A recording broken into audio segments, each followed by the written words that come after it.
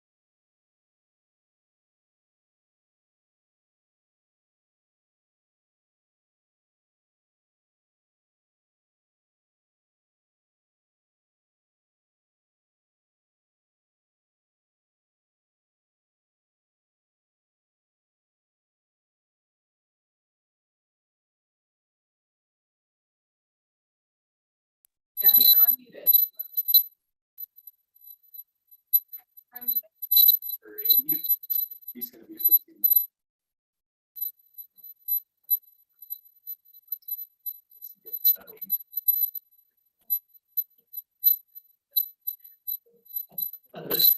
Being a parent cousin. Well, then with that, good afternoon, everyone. I'd like to call the work session for the Frisco Town Council to order. I guess we could start with a roll call quick. No worries. Aronson, absent. Curly, here. Held, coming in a minute. Lengo, here. Warren. Yes. Strike Adrian, absent. Well, welcome to the old and new work session format. We'll see how it goes. We've got technology helping us out. So, welcome to any feedback as to how this works from your seat, Addison, or anybody else in the council. Help with better conversation atmosphere. So we're doing this world. First up is our sixth health session. Well, thank you very much. Here we are, ready to have a nice data-driven discussion about a real exciting project out of Peninsula. We've been talking about it for a while now, but we finally have some good solid numbers, to come back to. Like last time we were here, we have our guaranteed maximum price proposal from our contractor at this point. So again, having our data-driven discussion, we have plenty of data to provide if needed, and have to get this thing moving. There's a lot of legs, but it is definitely a critical project, definitely needed for the PRA, again, to help get those people out of the basement of the Day Lodge. And help with the operation as a whole out there, because as we all know, it is a very important one for the town as a whole.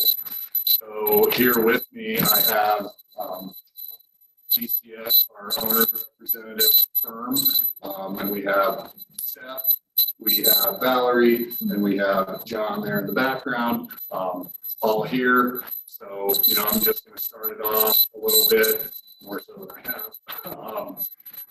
We have several different areas that we're going to talk about, and we have several different dollar values attached to those areas. In the packet, in the review materials for all of you, we had plenty of exhibits just outlining those. So, if we need to go through those any further in depth, we absolutely can, or we can just get right down to brass tacks. Either way, we are ready to rock and roll, but I would definitely want to bring up Seth from our GCS team, to just go through, again, to do a little review on how we're getting some of these numbers and where they come from. So because we do have hard costs and we do have soft costs, and where we're totaling on these things right now. So take it away.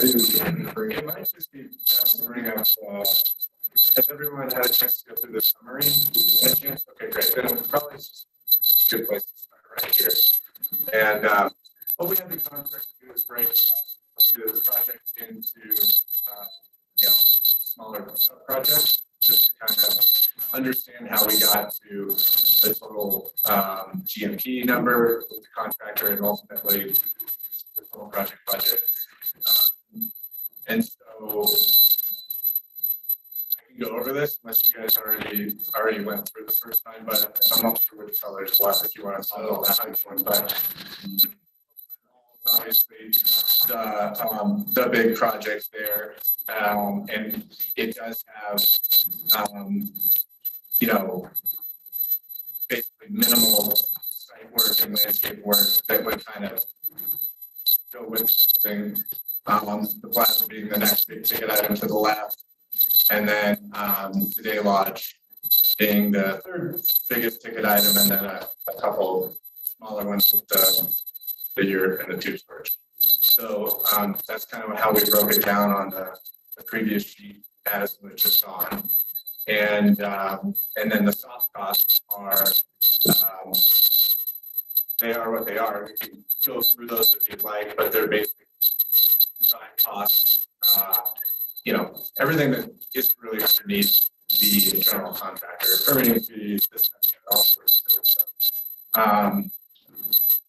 And so, this is kind of where we sit. And of course, we're looking for approval on all your moving forward.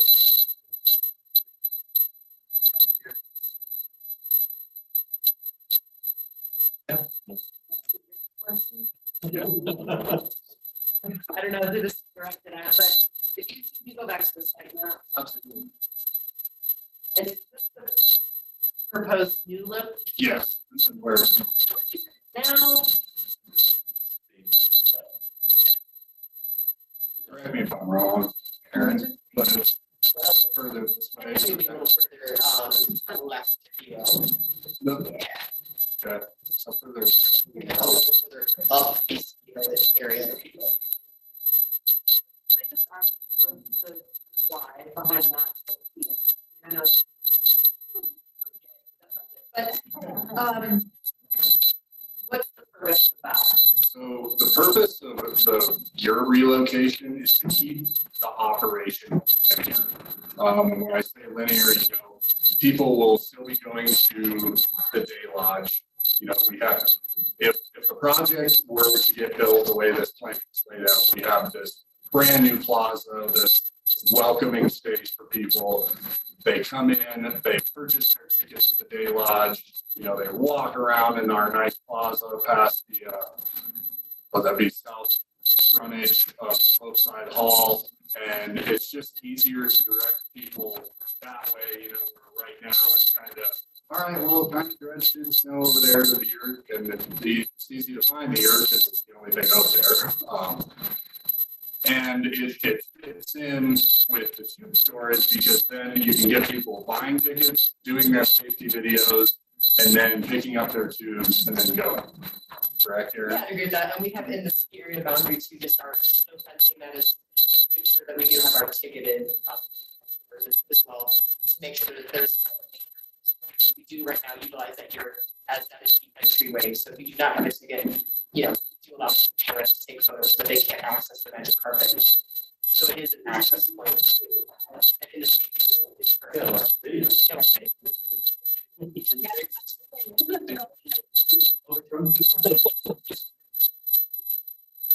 So I'm just gonna put dynamic space, if we don't do the plot, the numbers work. So I think if we go with three, it's, correct me if I'm wrong, but it's kind of, this is how,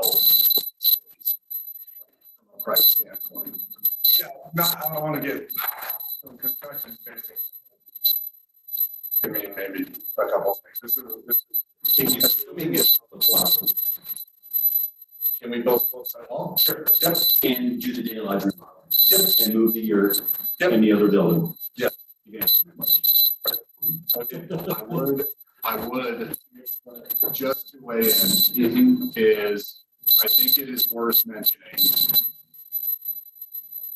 the marina.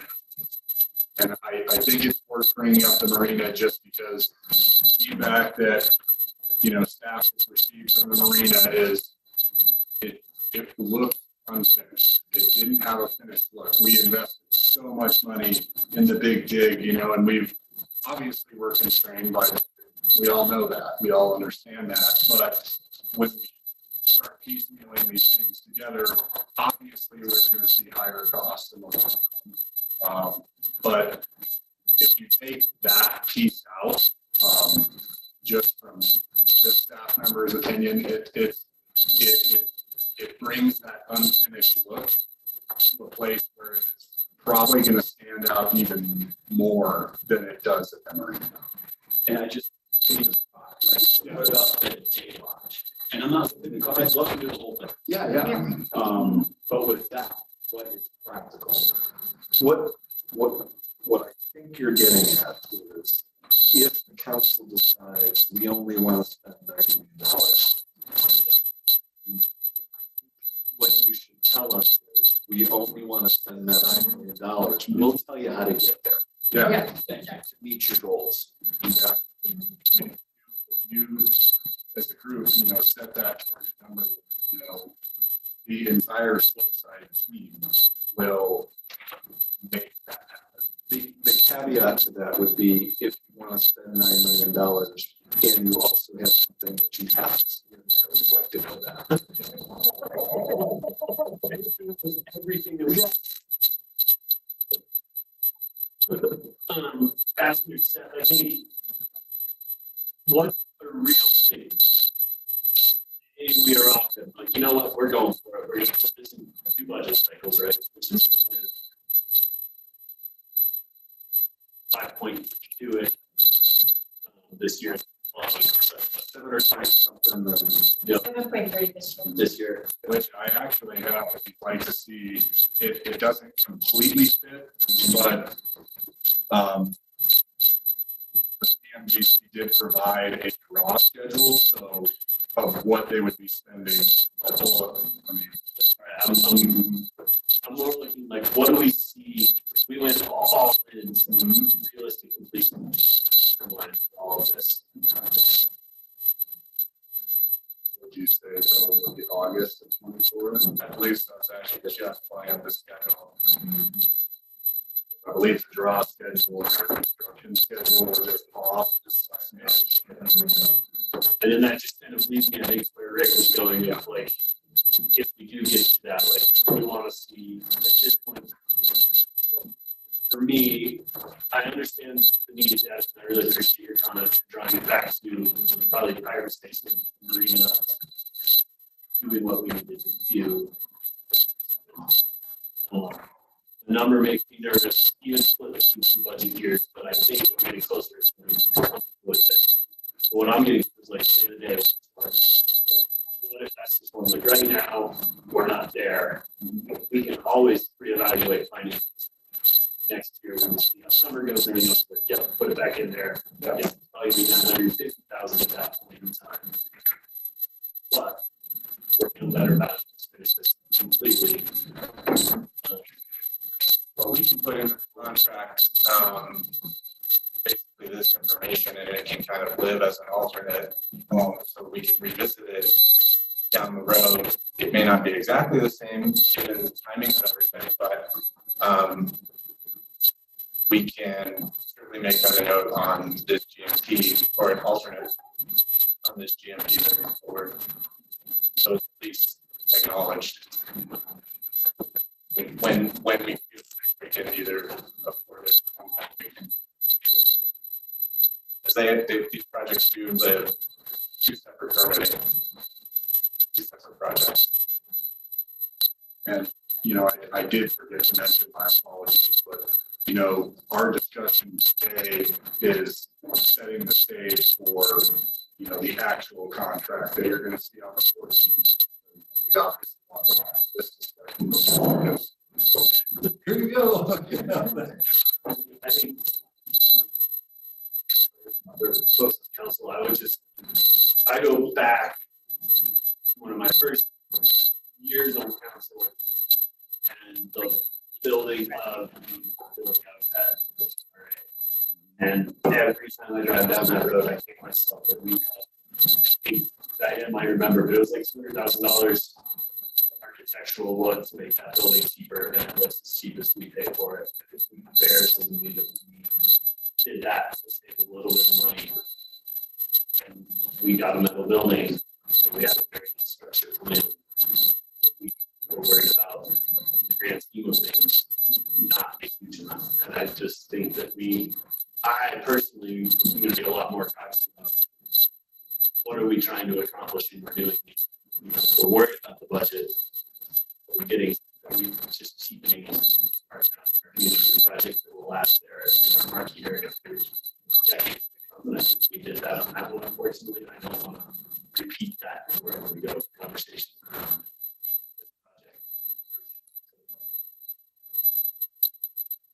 And yes, Facility works great. but I hear what you're saying. I mean, I inherited Rick's all of his old drawers of stuff from the PRA. And, you know, going through our plan tables and stuff like that, I've seen what it was supposed to look like, you know, there were supposed to be offices above, you know, so I completely understand. You know, that's just my nature, is, you know, the evolution of all the places that we're trying to create a better future for. That's the best way we can plan for the future, learn from history. You know, going back to the plaza area as a whole, I'll probably.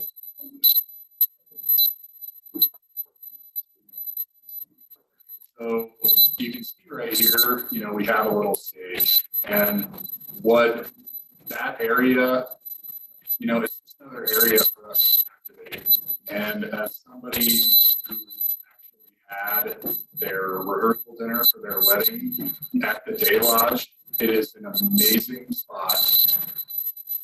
Kids, adults, I mean, the views are great. And it's really cool that, you know, for my friends and family who are, you know, action sports folks, like, oh, bike park there. Did you see that guy just biffing over there? Wow, you know, there's tons of stuff out there that's cool and appeals to so many people. And just adding another area like this, you know, we can activating an area like this, you know, there again, that just, you know, potentially adds more reservations for weddings and receptions and stuff like that. In Spokeside Hall, we have our classrooms and flexible spaces. And, you know, one of the main goals was to have those as rentable spaces for conferences and stuff like that. So, you know, we do have revenue making opportunities, you know, when it comes to Day Lodge and the kitchen retrofit, you know, upgrading those F&B services to, you know, providing an even better F&B experience and service to all of our guests. To, you know, that. So I completely understand where you're at, Mr. Mayor, stuff like that. I just want to be completely upfront. You know, there are some opportunities there, and there's also opportunities where, as drawn, you know, we can tighten things up. Oh, sorry, to restart my computer. I'm not trying to follow this. So we have 7.3 in this year's capital budget, and then what's this year too, you said? We have 2.7 more to add up to 10 million total, but of course that hasn't been adopted. For next year, right? So none of these projects in the numbers are 7.3. What is year one and what is year two on this proposal? So from a schedule, sorry, I'll just keep going. Oh, it is. However, From a scheduling, like a construction schedule, the biggest. So the biggest footprint that you are going to have is Slopeside Hall and the plaza. That's where it's going to be its most massive size. You know, once we do all the earthwork, because we got to have the fire access road in the back of the house, services road. You know, they'll got to do all the utility work, do the ground prep. You know, and once we do that, and the main goal to get this going as quick as possible is to ensure that we have the building framed and closed in, so Aaron's crew can turn on the snow guns and we're not missing teeth.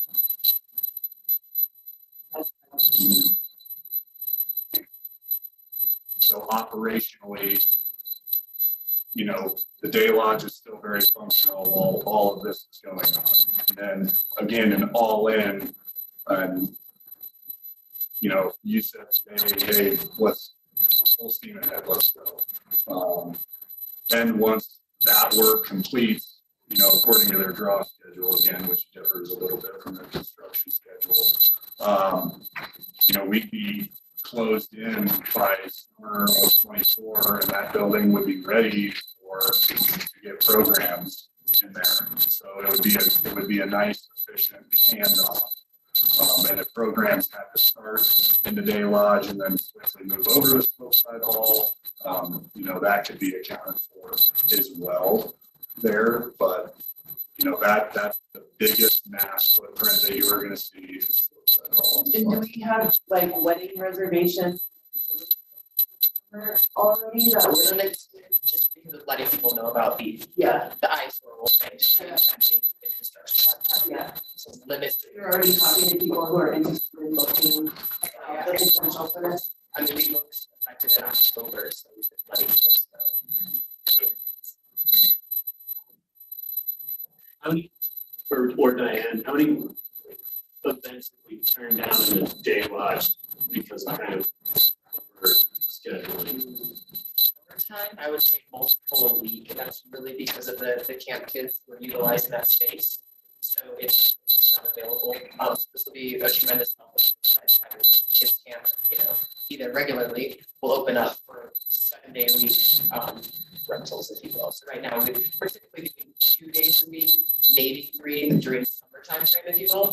And then additionally in winter, what we're looking at too is when kids are in school, we do have the availability for these multi-purpose rooms. We get a lot of requests as well in winter months for whether it be a staff function, a training session, conferences, things like that too. So we can now utilize that space, that flex space as well for winter rentals. It's kind of opposite seasons in a sense, but that way we are opening the door for essentially a 7-day-a-week opportunity.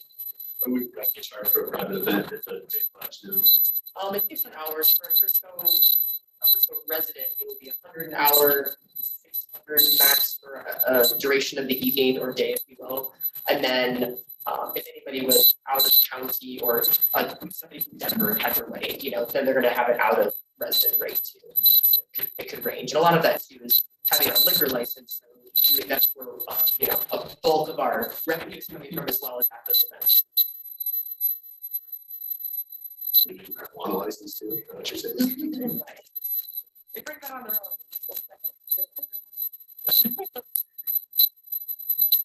Andy, looks like you're ready to jump in. I think I just want to put out that we have to be fully cognizant of the idea that we're not going to spend any more money after this. So there's not going to be much buying properties and whatnot. Is this the case? Well, this is included in our 5-year capital program and it's separate from affordable housing. Right, and we're already spending that money at this point, or we've got it slated. Say a couple other properties come up, we probably don't have the funds at that point to then purchase those. That's my understanding. Well, every time that you commit $9 or $10 million, you're saying that you're not going to spend that money somewhere else, obviously. So yes, there will be limits to future spending out of the general fund, especially. So it'd be great to see it all done. I don't know that we actually have all of the money right now with other things on a small list. But it sounds to me like you guys are all moving forward, so we'll go for it.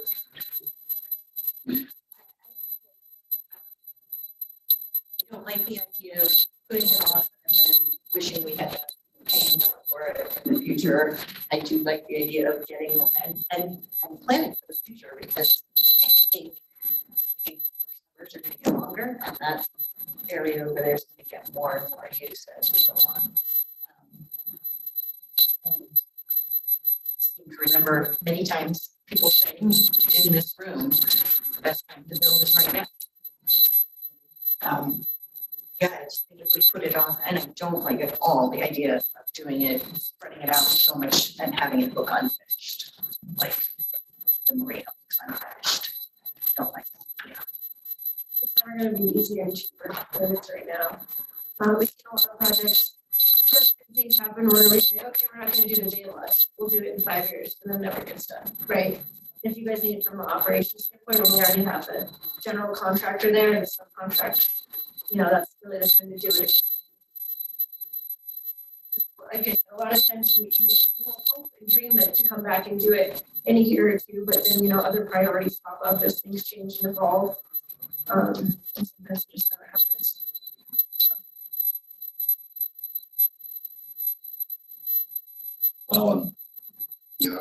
To your point, now that we have a national monument in the backyard, I guarantee the bike parks will see more action. It's going to see more action. So.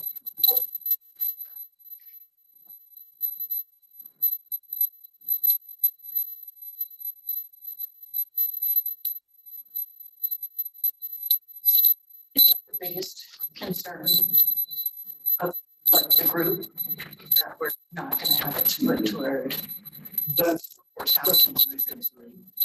I share that concern. Yeah, my concern is the public going, oh, you're building a $10 million building for the kids, which is great, but is that, and staff, which is important as well. Is this well spent at this time on this? That's the question. I'm fully in agreement. This would be a great. Well, it's a great amenity, but, for the kids, it's easy to say, oh, it's for the kids, but it's really an after, it's a supplementary childcare program to what exists today. And so we can't have the affordable housing and not have the childcare aspect too. So, if it's a messaging issue, and a perception issue, then we should talk more about the services we're providing for childcare and where that needs to be programmed and the kinds of spaces that we can have for that.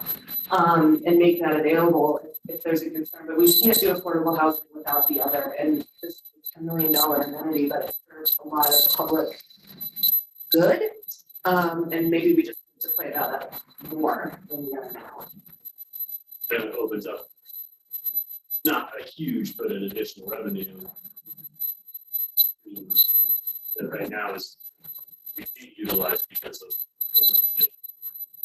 The utilization of space is we're missing that we can do more of that as we're hearing from everyone, right? It's not going to pay. Right. But on the childcare side of things, that's right, a value add to the town. In addition to that, the properties that may or may not become available. Now that we're being more dynamic with our funding of properties, other opportunities to purchase. And some of these properties, if we were to purchase them, are going to get reinvested and we'll see those dollars come back in, is my understanding of how some of these would work. In addition to that one particular property, there's the other properties come to me, look, we're not, even with, we go forward, right, with the participation, we're not overextended as an organization. And it's dollars, I think we as a group, I think are charged with more in multiple facets of this town government and what the needs of our citizens are. And we're making great strides in housing, but I think we need to backfill business infrastructure for the town and for the programs that's going to provide for the people that are here. And as I just said in the retreat, right, we're going to build this for the citizens. And people from out of town use it, great. That's kind of word on finance. I totally understand the dollars for land acquisition, but I think we've evolved as an organization financially, thanks to Leslie and others involved, right? And our former folks did a great job. We just, again, normal evolution. I think we have other opportunities to look at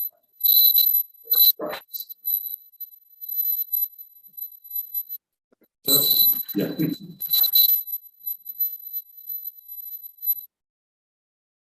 questions, concerns. Now's our chance. I'm with you. Like the idea of spending $10 million on buying everything that's for sale in Frisco right now, but awesome. Move to make with this money. Well, I think as Rick said, as Jesse said, this is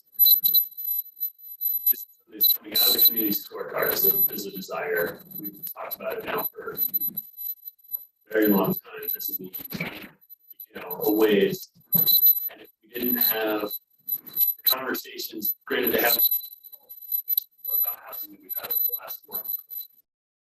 There's some very exciting potential that if those conversations weren't happening, I'd probably not even be at all supportive of this project. But I think we have a potential amount of units coming online that could meet a significant portion of our countless stated goals on housing that make this investment all the better.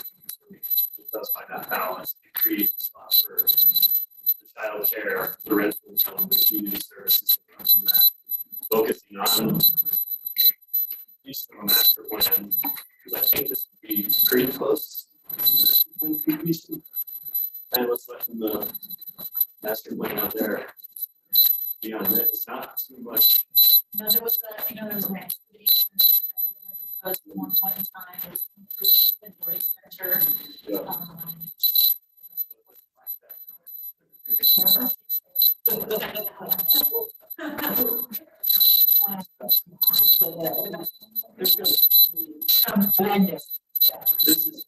This is the biggest part of the master plan. One of the biggest places we all, I think, have stated at one point or another, is we have these great master plans in a shell.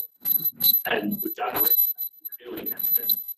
We're getting there on our housing obligations, obligations, and continuing to do what we told everybody to work on. And as we've seen, fighting for and retaining the best staff, like that has paid huge dividends when you look around the room, where we are as a town, and staff we've kept and the staff we've recruited have put us in a better place. And I think, as you mentioned, the basement of the data lab was never intended to be an office space. And it's kind of embarrassing that it is. And this solves some of that on top of everything else. Like, Tom and I were having a conversation around emergency management, and we have the potential. When I-70's closed for a week, we've got a great place to have, an emergency shelter that's not our middle school. So the kids can still go to school.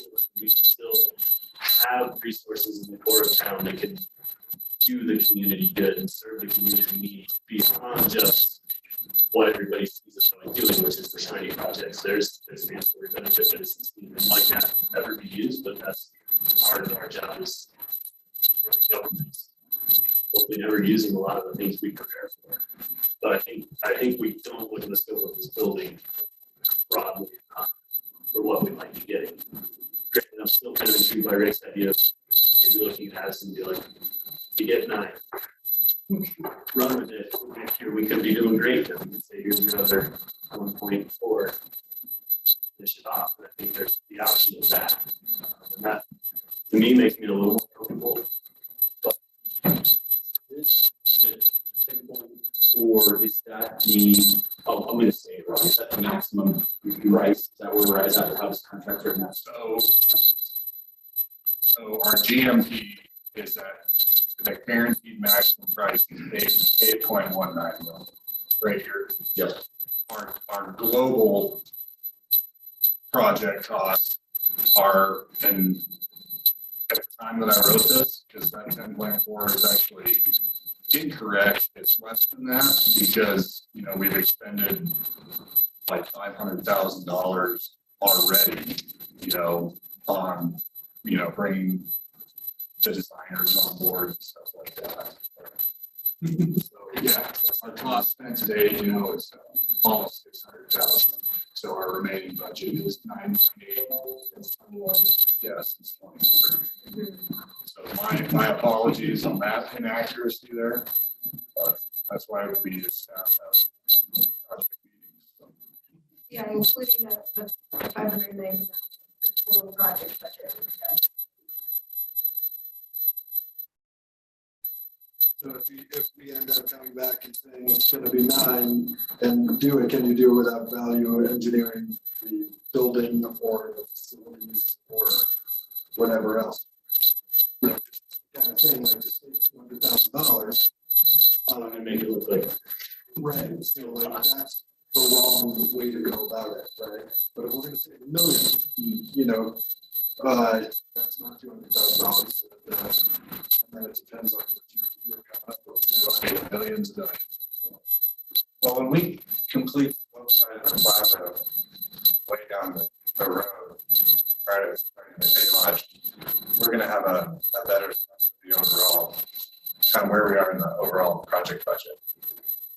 There's potential to be able to have some money kind of left over from those, you know, first two items, or better said, maybe for the contingency money that we may be able to release to help pay for the funding of the bottom three items, if that makes sense. I mean, ultimately, you know, we 10-4 is our total project budget effort, but we would love to come in and whatever, as low as humanly possible. I mean, not much in today's market, but you know, I mean, you know, that's the goal. I mean, you know, the goal is to certainly not go over that, and you know, we do value engineering. Maybe we've already started that process a little bit, and if we can get, you know, something that's basically the exact same thing for at a lower price, we're going to do that. It might, you know, not to change the appearance like the example earlier, but something that might be behind a wall or above a ceiling or something like that. We're always going to look at that as we move through the process, if that makes sense. But we can't fully get there until we have the contractor under contract, and then a lot of these stuff under contract as well. Yeah, that's project management. I mean, that's the way that goes. If you're not finding those, you're not doing your job. Right? I mean, that's Gotcha. sorry, but and if we approve 10.4 for the permanent 10.4, because everybody's going to find a way to spend the money. And that's the way that goes. You know. But I mean, seriously, if you say this is what you have to spend, you're your target, you know, that's the direction that you're seeing.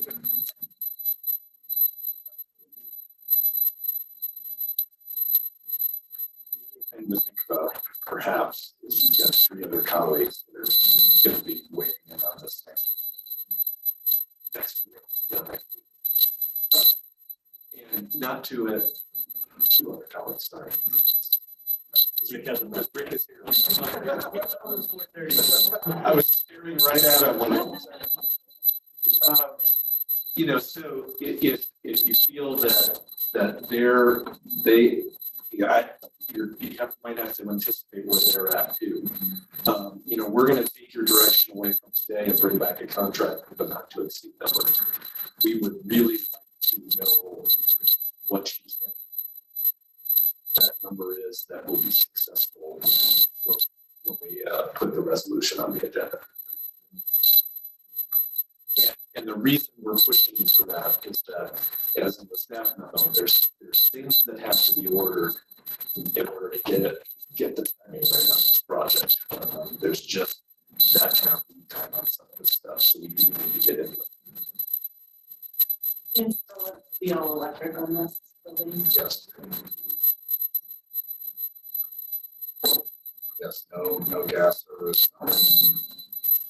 The largest net zero. Yeah. First net zero.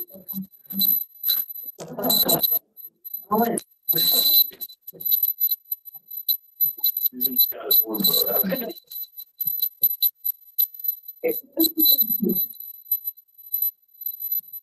You know, I can't figure out like, oh, shoot for 9 million. I mean, to me, I'm just like, I'm not the expert in the room, and I'm just like, oh, that number's better than 10.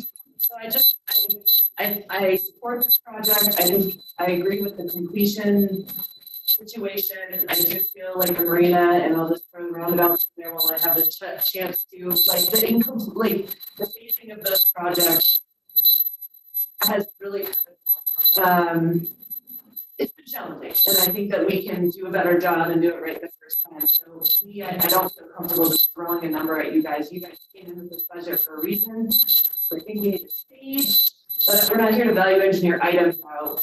I like your approach, give us a number, work with it, so I support this project and would like to move forward. I agree, I feel it'd be great to know, if we said 9 million, what went away? Well, if I do the quick math, so if you do 9, you're basically $500,000 over budget if you want to do just low side haul and plastic. So It's possible to get $500,000 through the process. anything's possible, but Be careful what reason there, though. We don't repeat your design first. yeah, I mean, yeah, that's, This year doesn't. I've got to go. I'm gonna be more seat away in. Yeah. I was thinking if we were gonna go back to budget, right? Just go with the 10. That's what we budgeted for, and we budgeted with housing as part of that greater overarching discussion. We got this number for this project, so. I mean, it's, yeah. and that's a much better number. Because, I'm at budget. thank you. Yep.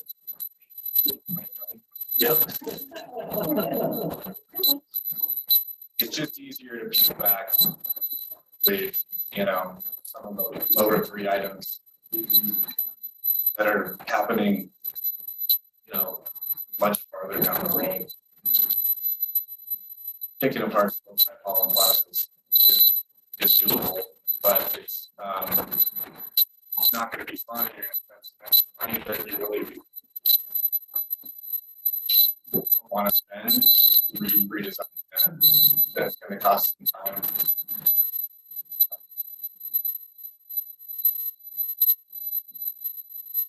Is that what we did come in at 10 when we were doing the budget? Yeah. I think that's, I like pretty frankness on that, I'd be good with that. Yeah. There's no conference there. Well, you gotta vote on it. Right? So if we're gonna do it, then we're gonna do it.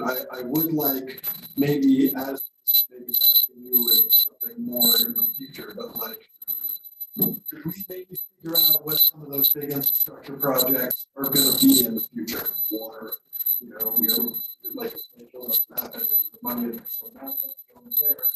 Water pays for water. What's that? Water pays for water. Water. We're gonna do a $7 million upgrade to the system. Do for. Oh, I Right, so water doesn't pay for that. And so there are many other things, sewage included, better connectivity over Boulevard. Then we're gonna also start looking at services of, if, I don't really see this building supporting our workforce. But who living in workforce housing is gonna use this building? Correct. Right? Fair. But we need other services to go along with building workforce housing. At somewhere down West Main, or we have a few of our other projects. What do you think are some of those services somewhere along the way that we're gonna end up needing? I know this is like a reason, left field from where we're at and what we're talking about. But if you could put some effort into that with the approval of all of your people, like that would be awesome. If we could or understand what's coming forward. Are you wanting that as part of the discussion at the next meeting? No. This contract? Okay. No. I don't think, but I want to make sure. No, I'm not going to make things difficult, and I know how all of this works. And if we're going with 10 million, we're going to go with 10 million. and build it, get it all done and let's not deal with it. Because it's gonna be more expensive next year, things aren't gonna go that way. That's gonna happen. So, yeah, that's what I'm. I don't think we need to talk anymore. Nope. Yeah. Thank you. Mayor, thanks for being ready on the spot. We give us about 10 minutes to reset electronics. Yep. So 10-minute break for those online, 10-minute break if I have to log back in.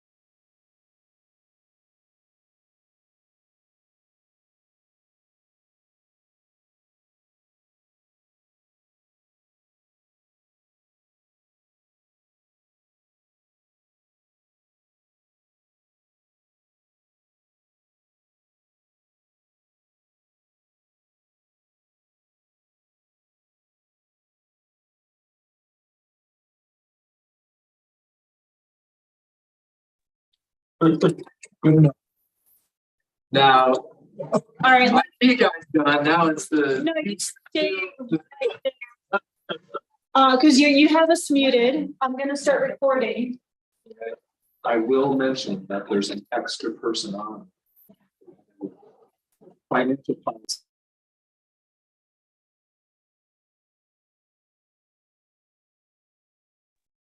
Unless Larry is Julie, David, or Rose. Or AV card. She's gonna choose what screen you see.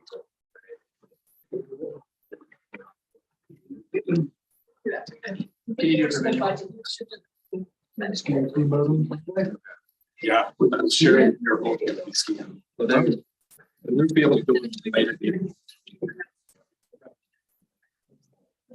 All right, good. Yeah. Everybody good? Popcorn? Water? Oh, yeah. Okay. Next council retreat, I'll tell you my relationship with popcorn, but I'll leave it at that. You want me to go to fun?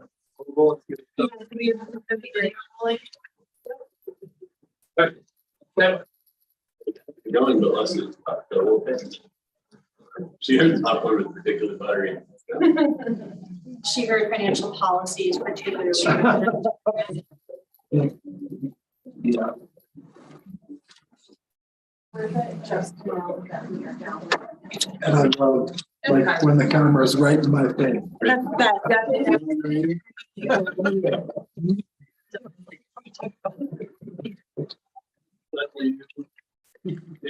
My ears sound good. Welcome back. Move on to work session of agenda item number 2. Before we do that, but to note for the record that Mayor Pro Tem Aiken has had to leave us this evening, but council member Held has made it, was not at the roll call. With that work session agenda item number 2 is a financial policy. Leslie Frisco, Instructor Pro Tem Frisco.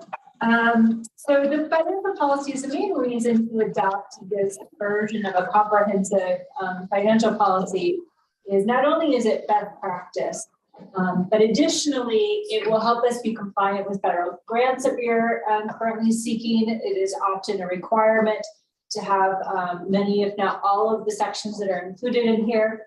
And then additionally, you know, on the topic of housing, which has filled our agenda for this evening, we will undertake a bond rating and we will discuss with probably Moody's the financial practices of the town, our stability and our ability to pay debt issuance going forward. So having a comprehensive financial policy such as this does help to make our case that we are capable of doing so, protecting ourselves from losses, and many of the things that this financial policy discusses. So I'm happy to open it up for a conversation if you all have any questions regarding anything that's in here. I should also point out that under the environmental sustainability portion of the memo, which you don't always get to talk about in the finance world, this does address that we're adding into our policy, considering ESG factors, which is environmental, social, and governance factors in our management of cost for the town. Really happy to see you add that in there because I know we've had past conversations around that. I think kind of stalled out for better. So thank you. And I don't really personally, in reading the memo and thinking through this, it just seems like it makes complete sense. So I think for me, it seems like a no-brainer, but I don't know what I'm missing or if there's any specific questions or. I mean, I'm just from a curiosity perspective. So your first paragraph talking about how we had an investment policy, right? But not necessarily the financial policy. So what were we missing before? Is this just really a way to comprehensively bring it all into one document that we can then share with all these different entities? Yep, so many parts of this were not formally adopted. Many of the policies were described in the budget, but weren't necessarily adopted by you all as council as a policy. Additionally, the cash handling, we had some procedures within, say, the recreation department regarding how we handle cash, but it was never something that was presented to council in this formal document. So it's not a change other than we, as I pointed out, we're adding ESG. It also adds something that we haven't done in the past, which is presenting to you regarding our investments once a year. And we haven't done that in the past, but that seems like something that the finance department should do for the council. But other than that, it's really just formalizing our policies in one document. And then do we adopt by resolution annually, or once it's in place, it's in place? So Until we what- change it? So once we adopt it, it would stay in place until we update it. And it is discussed in here that this would replace any previous version. So we would have that same language going forward. I think that bringing it to you and looking at best practices on an annual basis is probably good policy. We do that in many of our other areas, but it's not necessarily required.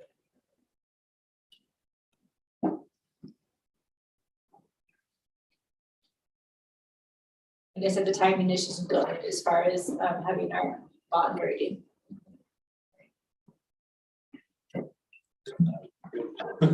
Yes, Good as possible. everything buttoned up.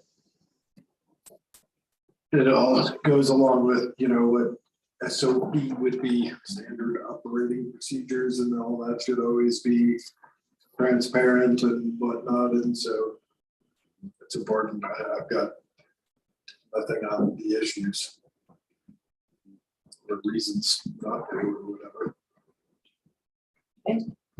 I think the cash handling, I think that was one of the only times we had suggestion from our audit was there could be stronger cash handling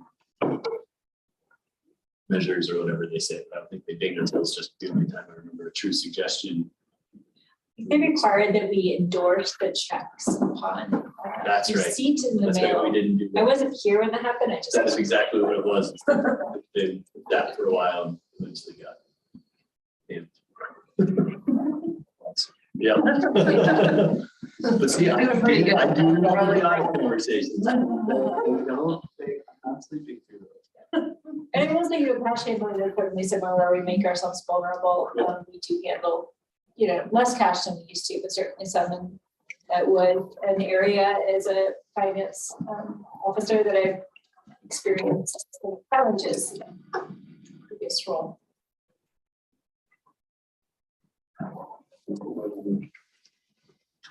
No. Isn't good. We look forward to the resolution. Okay. 14th meeting. We'll bring that and it will be on the consent agenda. Yep. Agreeable. Yep.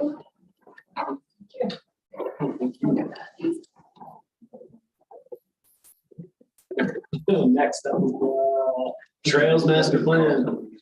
Don, your name showed up at the table. Yep.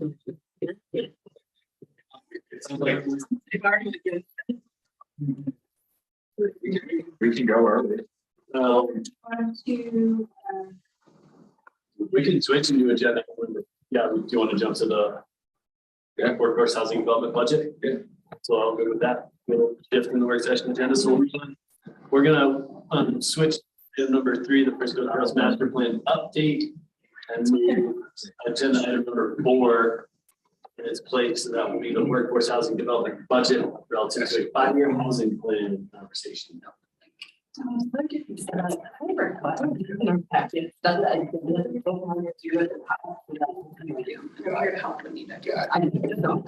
But like everything, so everything's nice and bookmarked. Except the agenda, which is the very first thing. But to toggle back and forth. Does that make sense? I'm sorry, I did not hear anything you just said. I'm sorry. That's okay, probably more than okay. So, right, the agenda is the first thing at the top, but it's not bookmarked. So in like navigating, That's in the PDF version. it's the PDF version. It's always been that way, maybe. I don't know. Oh, yeah, because she's downloading. Noted. So easy to get to everything. It'll probably be about a $20,000.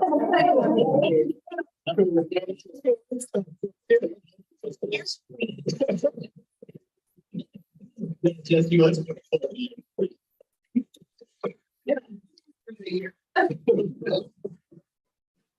Dolphins and Blue Bean that.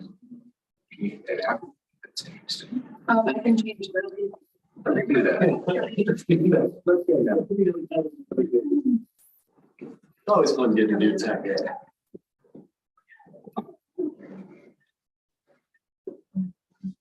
I hope that Rick's comment about. We have Adobe on. Down. You missed it. Were you here for that? Right. I think I walked.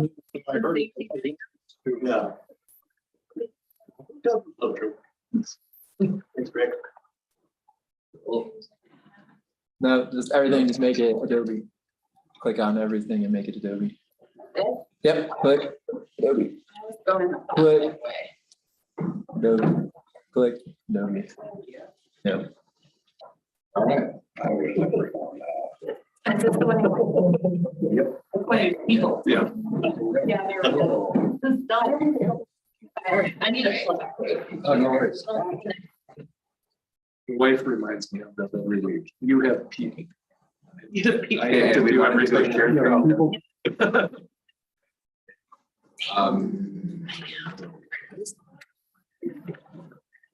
Yep. Share screen. Yep, so click on Zoom.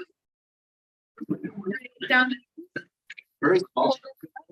Good motion. Share screen. And then select where you have your, is it that, this one? Yeah. And then share, This. and you should be good to go. And then if you do F5, it'll, in PowerPoint, it'll go into like presentation mode. Like slideshow. Move this out of the way. Yeah, you can drag that anywhere you want. Yep. Yeah. Okay, good job. Technology. I feel like if you're trying junior high maybe. That's still a thing. Junior high. Ready? Do it. So, adjusting the schedule a little bit, we're gonna talk about workforce housing, development. And this has been an agenda item, not intentionally every quarter or so, but it's turning out that we're doing a quarterly update on where we are. We met about a year ago on March 8th to talk about some of our initial financials and pro forma, and then again in July, and then again in November, when we started talking about financing for Granite Park. And as it happens, this thing is changing about that frequently because new opportunities come up, and we need to continue to look at how things are changing. And certainly this is a good opportunity, and maybe we'll just make this a quarterly thing, whether we call it that or not, just to come down to council and let you know where we are and how we're progressing. So with that, again, all the basics, why are we doing this? It's a major part of our strategic plan, our community plan to look at housing and make sure that we have an adequate supply of workforce housing. It's critical to our economy. It's critical to all of our goals, whether it's vital recreation or thriving economy, or whatever else it might be. We don't have employees, and we don't have people here that can manage these systems. So it's not going to achieve those goals. So what are our specific goals in our strategic plan? Having a 5-year housing capital plan, increasing residents to 5 to 50%, creating a housing strategic plan, and then 2 specific projects. One is Granite Park, and the other is the 17 lot that at least are mentioned in the strategic plan itself.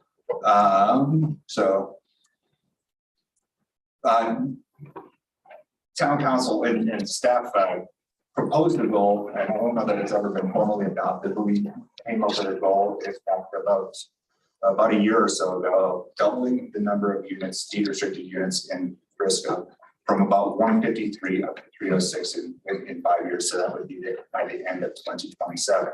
How are we getting there? And again, this is a reminder, some of the projects didn't even exist when we first talked about the strategic plan. And then when we first came up with the pro forma, 602 Galena is a prime example of that. We didn't really have an opportunity to look at that property or purchase that property until August of 22. And now all of a sudden, this is a major part of our project and pro forma. Again, which is why we need to continue to come back to council and show where we're going, how we're going, and how we're making progress towards this goal. Granite Park, talking about specifically, there's 2 agenda items this evening's agenda. One is to to approve an amendment to the CMGC contract for the GMP and move forward to construction. The other is related to financing. And so you can see how long sometimes it takes to get to some of these projects. I mean, we talk about these goals, and I think there's an expectation or a desire to have immediate action. It's taken us 2.5 years to get to this point, and it's going to be another 18 months until we have a project. So these take some time, and we just need to recognize that and know that we are continually working towards the goal and be able to communicate that to the community as well. So Granite Park, and we'll go into this a little bit more this evening with the GMP, but guaranteed maximum price came in at just over $12 million, which on the bright side, that is fairly close to what the original good faith estimate of the COGC came in at. And as a bonus, this does include installation of the full solar and photovoltaic system for the project, which was not anticipated. That's going to be a really good faith estimate. So how are we financing this? Well, we got a $1.5 million grant from DOLA. CDOT is contributing 50% of the cost, including the original land, and then the remainder is going to be through COPs. Oops. And that's the end of that one. But I did want to go to, can I do it? What was that? Oops. Stop share. Stop share. I got to go. Make sure the other one. There it is. So yeah, there it is. Share. All right, and this one, I'm like totally getting this.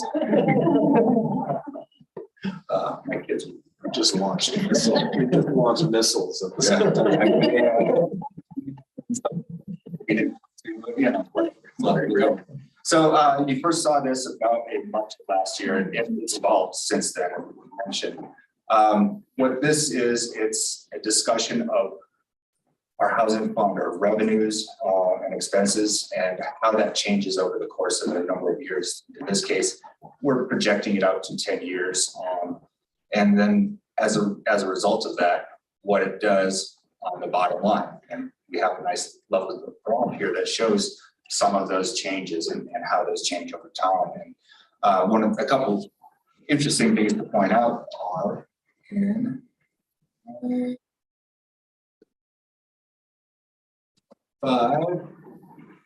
26. We're getting close to our goal, but we're also running, we're getting to the low numbers on expendables fund balance. So as these numbers do get smaller and smaller and smaller, and this actually considers some sale of some assets to some of our existing assets, which council has not yet committed to. So there are some moving parts in this that you need to be aware of in order to make sure that we continue to meet our goals. There's also a number of things in here that are undefined. We have a property A and a property B as potential projects, and I think Also undefined new projects. yeah, I may have opened up an older spreadsheet on accident. However, the point is correct.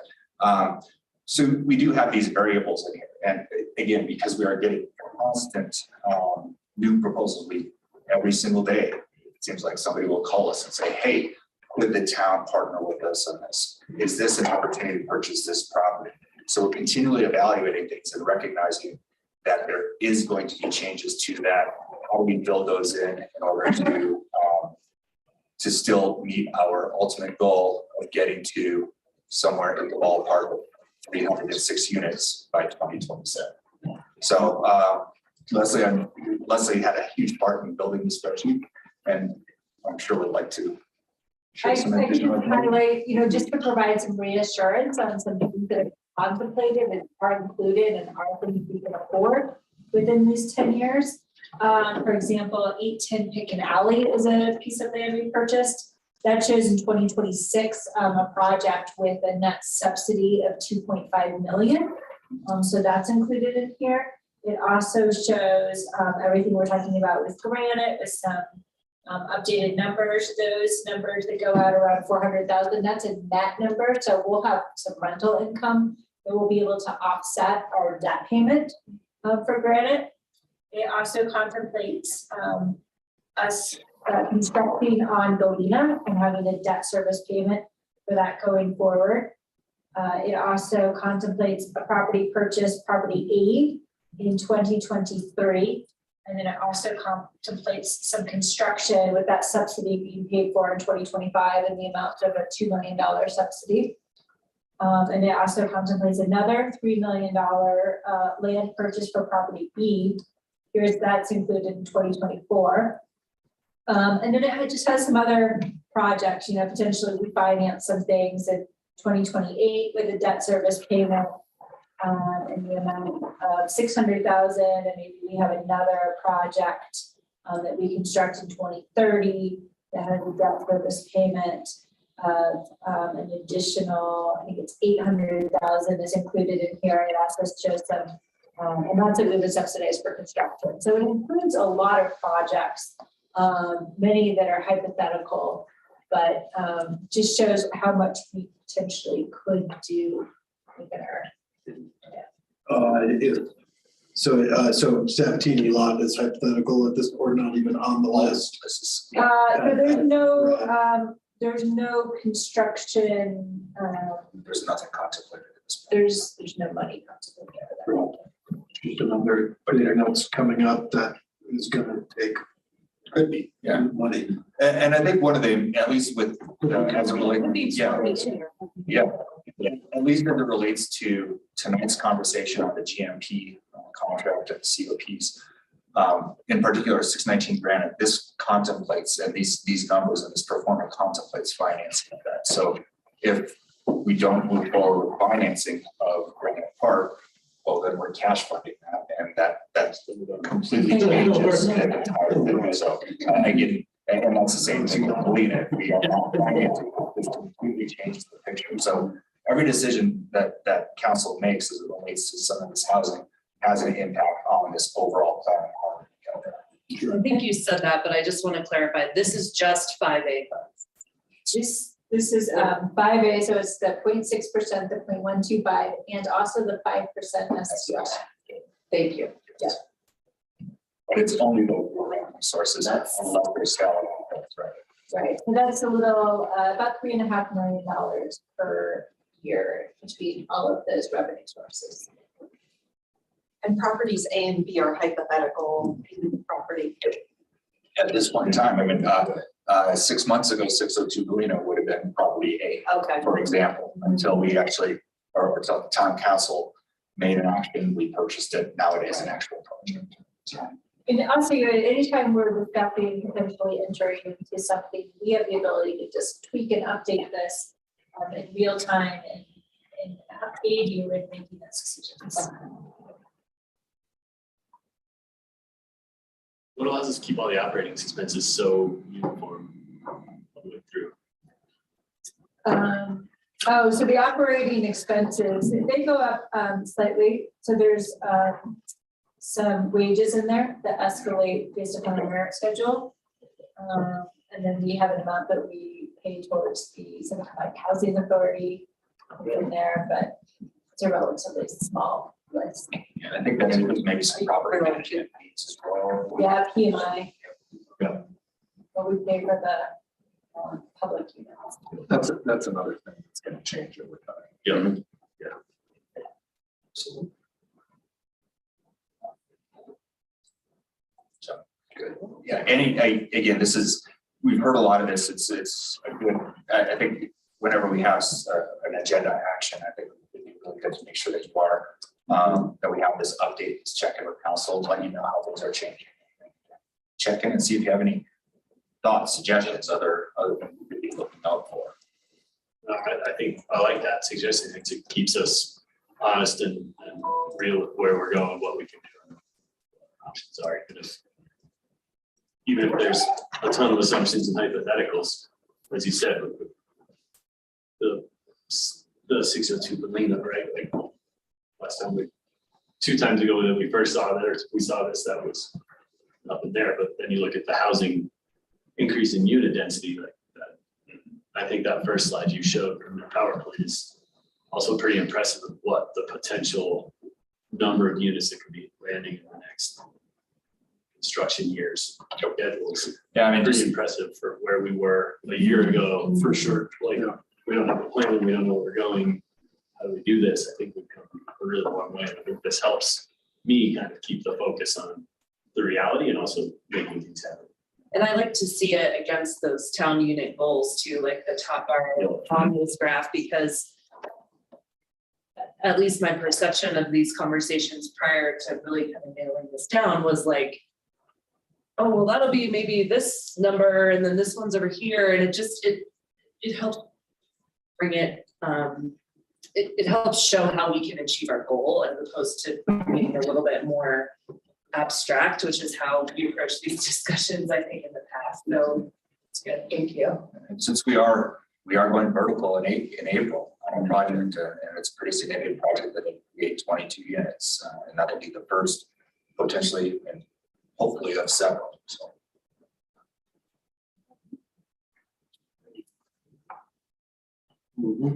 Thoughts, concerns, questions? There's no direction you know this. It's more of an update. So. What, since we are going vertical on that site, and but the rest is Burning down.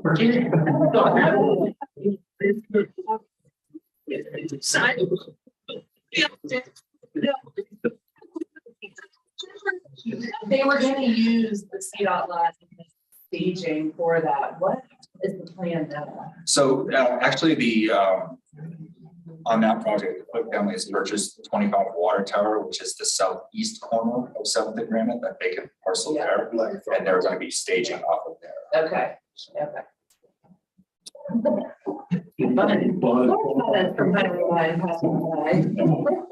Just touching back to our work session of the other day as well, with related to code amendments and things like that. As you heard from the developer in that particular instance, there's design implications and cost implications. I've talked to folks in Silverthorne. They have a cheaper construction cost because they have different energy code requirements than Breckenridge. Breckenridge has very stringent code requirements. Right now, our code requirements are somewhat in the middle. For 619 Granite, for example, we are it's exceeding our energy code as adopted, and we are installing, not just being zero energy ready. We're actually installing solar.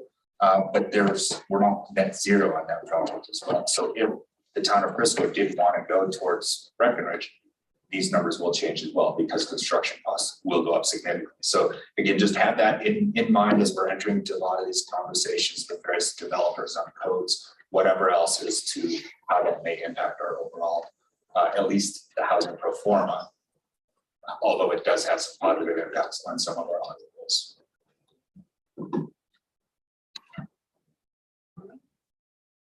Thank you. I appreciate it. Thanks. Make it look easy. Yep. Not that a lot of work didn't have to go into get. So you stop share. Okay. Go to the state here.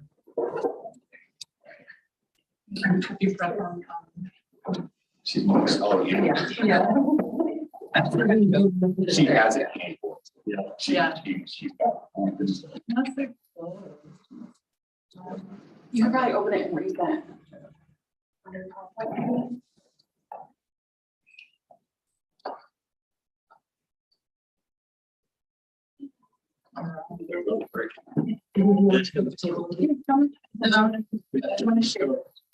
I will, let me go to the slideshow.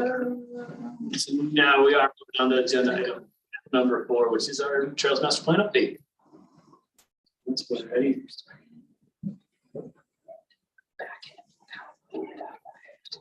Presentation mode. Or just there. Okay, same thing. Cool. Next. All right. Yes, we are very excited to be bringing this update to you guys, or this. We're nearing the end of our update on the Frisco Trails Master Plan. It was originally adopted in 2017. And we've accomplished a lot in the last 5 years. We've also changed a lot. So in late 2021, council directed staff to go out and conduct this 5-year update in early 22, last year, February of 2022. We contracted with SE Group to complete the update. SE Group did the original plan back in 2017. They're local to Frisco, so they're pretty familiar with our community and that original Trails Master Plan. And we have Gabby Bowler and Avery Wool here with us this evening to take us through what they've learned and where we're headed. Do you wanna?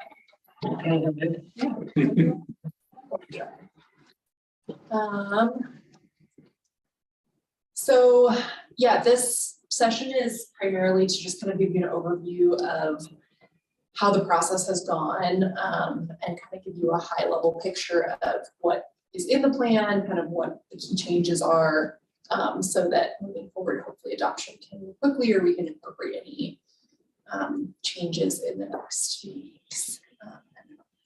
So just to give you a brief overview of the 2017 plan, it was based on 4 geographic planning areas. That one at the top, planning area 1 is the Frisco Gateway. Planning area 2 is the downtown core. There's the Peninsula Recreation Area, and then Frisco Backyard. And I just put up the goals from the plan, the 2017 plan here. For reference, we can come back and read them in more depth later if you would like. But in addition to those 4 planning areas, there was also some additional key topics. So winter use was one topic that had some additional recommendations around winter activities and plowing. A few additional key connectivity projects, which we'll talk about a little bit more, but for example, the underpass that connects from County Commons over to the PRA. And yeah, the recommendations, there were a lot of recommendations, and they included primarily adoption of informal trails, some new trails, and key connectivity. And then there was this kind of loose recommendation for improved wayfinding, but it wasn't super specific. And so that's one thing that as we moved into the keyboard better for you. Into this new update, you'll see that bottom bullet there on the left. One of the goals was really to dive deeper into the wayfinding. So we decided that the 2017 plan, had a good foundation. We didn't really want to totally start, why reinvent the wheel? So we really used that general approach. And really the purpose was to acknowledge the work that has been done, update priorities, and kind of assess those recommendations that hadn't yet been completed to see if they're still relevant. And then in addition to this deeper dive into wayfinding, also think through impacts of increased visitation and use, and thinking a little bit more about use management, specifically like parking at trailheads and just increased activity on trails. So on the right here, these are the updated goals. We largely kept them the same, but you'll see we added a lot to the 5th goal, added a new 6th goal, which is really around wayfinding, and then just added a few tweaks here and there to some of the other goals.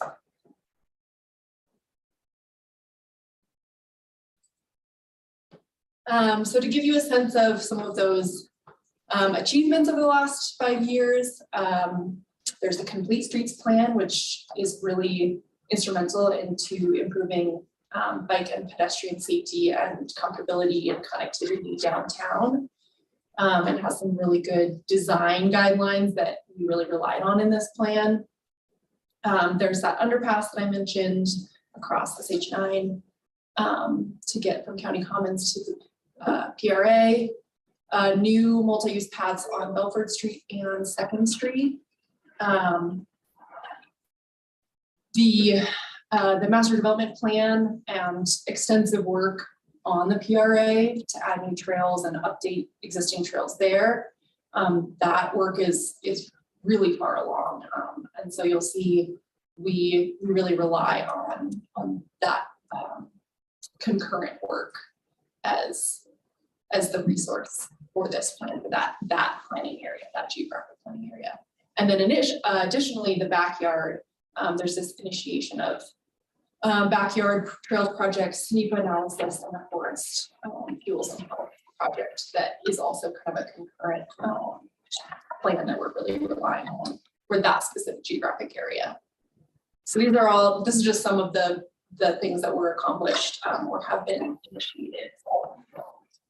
So as part of our analysis for this project, we did an assessment of some key trailheads. And that included intercept interviews. We went for a few hours, both on weekdays and weekends over the summer, and just stopped people to ask them about their experience. Did you feel like the trail was crowded? How was it getting here? Was it difficult? How did you find them? Yeah, exactly. Where were you able to find parking? And by and large, what we found was that, you know, trailheads are nearing capacity on weekends. They're definitely busy. Some people felt like they had to circle a few times to find a parking space, but very few people reported that it was a nuisance or a problem. Pretty much everybody was like, yep, it was good. We figured it out. So our recommendation in this plan, our takeaway from this analysis was that crowding is increasing, use is increasing, but it's not yet a critical issue to the point where we felt like we needed to make a recommendation to expand the lot at each trailhead by X amount. But what this really did point towards is this idea of improving signage, both to help with circulation for vehicles and to try to make it easier for people to park, to understand where they can park and how easy it is to park at multiple places and get to whatever trailhead you want to get to. So making it apparent that somebody could park at the kayak lot and still really easily access Rainbow Lakes Trail.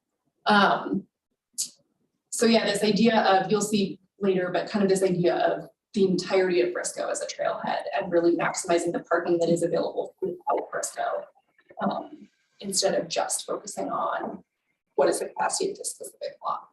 Maybe when did you do these analysis? It's July. It was July, yeah, and I think it was spread over, it was like over 2 weeks in July, kind of a combination of weekday, midday, and weekend, late morning into 10 a.m. Yeah, everyone's arriving at like 10 a.m. Did you look at North 10 Mile too? Or we did not look at 10 Mile. Yeah. That one is always overflowing on the weekends. Yeah. Susan helped us pick the specific lots. Basically, in the North 10 Mile, that's almost like Forest Service and CDOT, and so we wanted one of the ones that the town could really have the biggest impact on, and so we chose the Dickey Day backstop and kayak stop as ones that the town could actually, you know, change the policy and really work collaboratively with the Forest Service on. And there is a full, you know, more detailed memo that goes over our methodology and results and how we use next to the plan. Kind of dive deep into this information. If I could, along those lines, you know, we're only getting busier, right? And if some of those areas are already an issue and we don't have the influence there that we do, or whatever,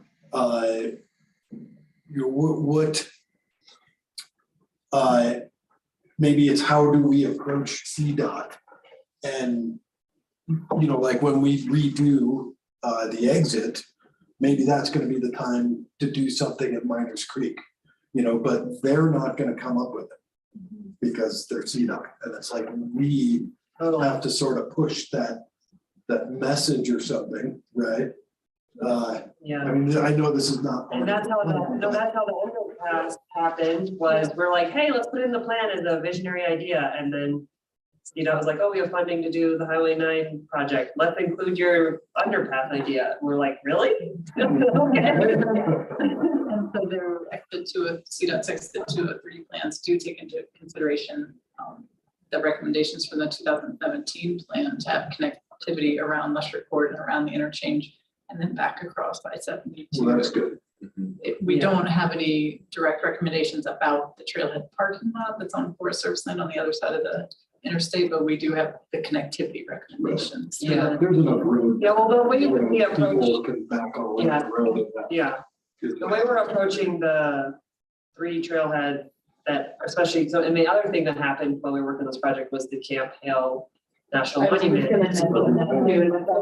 Yeah, yeah, so we took, we paused, we coordinated with Susan and Forest Service, and we're like, okay, how should we think about this?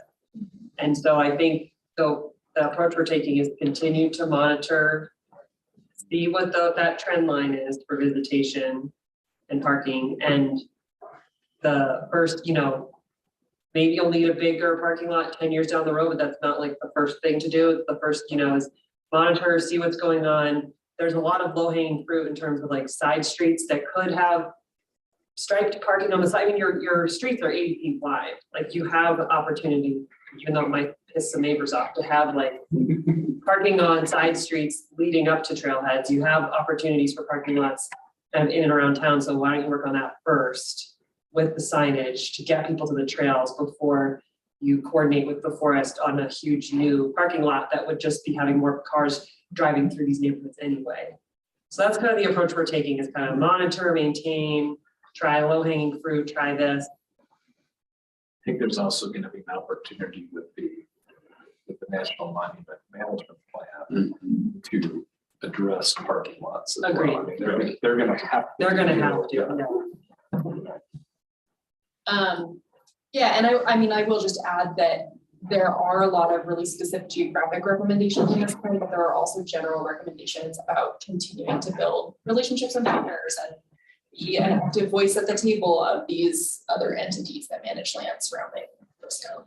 So that is definitely integrated into the plan. So another analysis, as I mentioned before, we really wanted to do a deep dive into wayfinding. So I spent a lot of time riding my bike around every road and looking at all the signs and looking at all the different infrastructure and inventorying all of the different bike ped infrastructure and trail typologies and just kind of assessing like what are the conditions and where could things be improved. And really what I found is that there's a hodgepodge of stuff. There's a lot of different trail typologies. Signage is not always consistent in terms of how things are labeled, or, signs might not necessarily be always at every intersection to help people get where they need to go. And the other thing that I did really notice is that the Frisco Pathway route that is currently printed on all these map kiosks has a lot of different options, because there are a lot of different options for how you can get different places in town. But really simplifying, clarifying, and making everything consistent was the big takeaway from this analysis. If the town can really focus on creating one prioritized route that's really clearly marked, that's largely for the visitors and people that don't know the community as well. People who live here are they're gonna know the shortcuts, they're gonna know the routes that work best for them. But from that perspective and thinking about this idea of Frisco as a trailhead and letting people park in a variety of locations and still be able to easily navigate to wherever they want to go. Yeah, really focusing on that consistency and clarity and simplicity was kind of the big takeaway here. I'm not sure when the right time to. Oh yeah, jump in. Okay. I live just a few houses from Zach Stop. And one of the huge concerns that I have is the cars that don't pay attention to that stop sign and just go right across the bike path. Yeah. Because everything's getting busier, right? The bike path's being used more and Zach Stop is, and I don't have, I'm sorry, I don't like to bring something up when I have no clue what the solution is, but something to warn people. Yep. The big hump, something to get people to really stop before they. Yeah, there is a recommendation in the plan to implement those kinds of strategies. So having signs both for vehicles and for the trail users well in advance, so they know that that intersection is coming, and things like, different textured pavement, striping, something to kind of make it really obvious that that's coming. Almost like the trail version of a rumble. Yeah, yeah. So we also did a little bit of community engagement, building off of what we heard from the 2017 Trails Plan. But the big takeaway, a lot of what we heard kind of confirmed the analysis that we did. This idea about wayfinding needing to be updated and made more simple and consistent, just general improvements to pedestrian and bicycle safety, connectivity throughout town. So yeah, there was a lot of confirmation from what we heard from the community about that. And these were really our big takeaways. As I said before, focusing on wayfinding, simplifying and prioritizing that Frisco pathway route, and really focusing our recommendations on completing the infrastructure for that new or refined route. So having any recommendations about connectivity really geared toward filling any gaps that exist where the infrastructure, like from one on-street multi-use pathway to the next section, kind of filling in those gaps. And making sure that that route really is focused on reaching the key destinations, so key trailheads, the marina, key recreation points, Main Street, obviously, all of those kinds of key destinations that people want to go.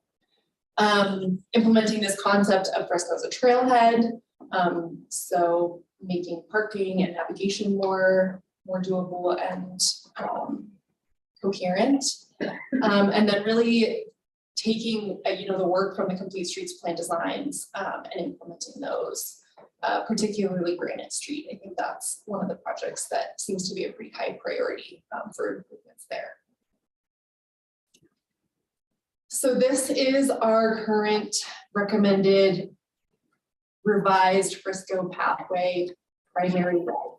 And the idea is that the dark blue, and then the lighter blue are kind of longer term, down the road aspirational additions. But this would be the primary route that is well signed and maintained for year-round use, so plowed in the winter. And have the most high comfort facilities, so the most protected facilities. Yeah, and that doesn't mean that the rest of the streets couldn't also have high comfort multimodal infrastructure, but really prioritizing and focusing efforts on this route first, and then focusing on other areas of town as opportunities arise. So the other thing I'll just point out is that the little hashed line, the brownish yellow orange hash line, is the old route, what's currently posted on all of those map kiosks. So you'll see there, a lot of it is the same, but we've added in a few new connections and taken out a few where there's just redundancy or rerouting it slightly is a little bit more obvious or streamlined. So when you say that, are you proposing that we discontinue or decommission those, or just this is the primary route that you're using as wayfinding, the other ones stay there? And exactly. They won't be as heavily signed. They might not be prioritized for as high a comfort facility if you're trying to, you only can do so many projects per year. You have the core route. And I think one of the reasons behind Main Street not being on there is Main Street is a destination. I don't think with the way the streetscape is configured with the Sharrow that we're ever going to be able to get a super high comfort protected bike lane on Main Street. Instead, Main Street is the destination and you should be able to get across or go parallel to Main Street on the higher comfort facilities. That's kind of the thinking there. So yeah, there was whatever infrastructure already exists will remain, but it'll just be really clear when you come to an intersection and the infrastructure maybe diverts directions to say this is the fastest and easiest and highest comfort route to get to whatever destination you want to get to. And these would be maintained year round. That was one key thing.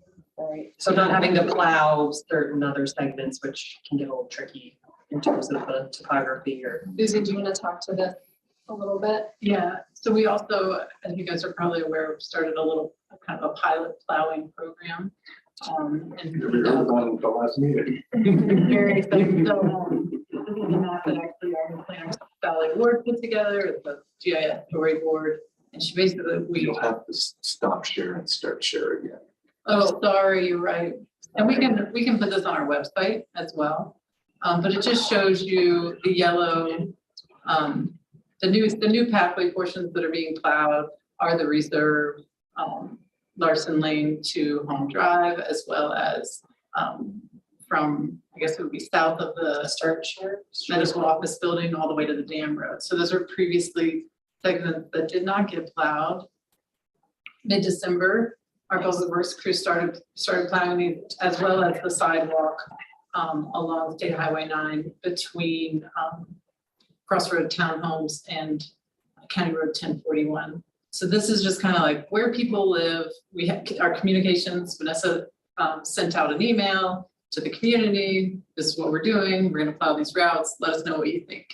It was probably the best community engagement technique we've ever tried because I never get really positive. We never hear anything good and then negative over an it's hard to get people to just say what, to give you their input without, holding a meeting, trying to drag it out of them. So we got quite a few emails and the majority of which were positive, and they said a lot of things like, hey, we're happy that we can walk to town much easier. We're seeing different traffic patterns on our pathway now than we used to.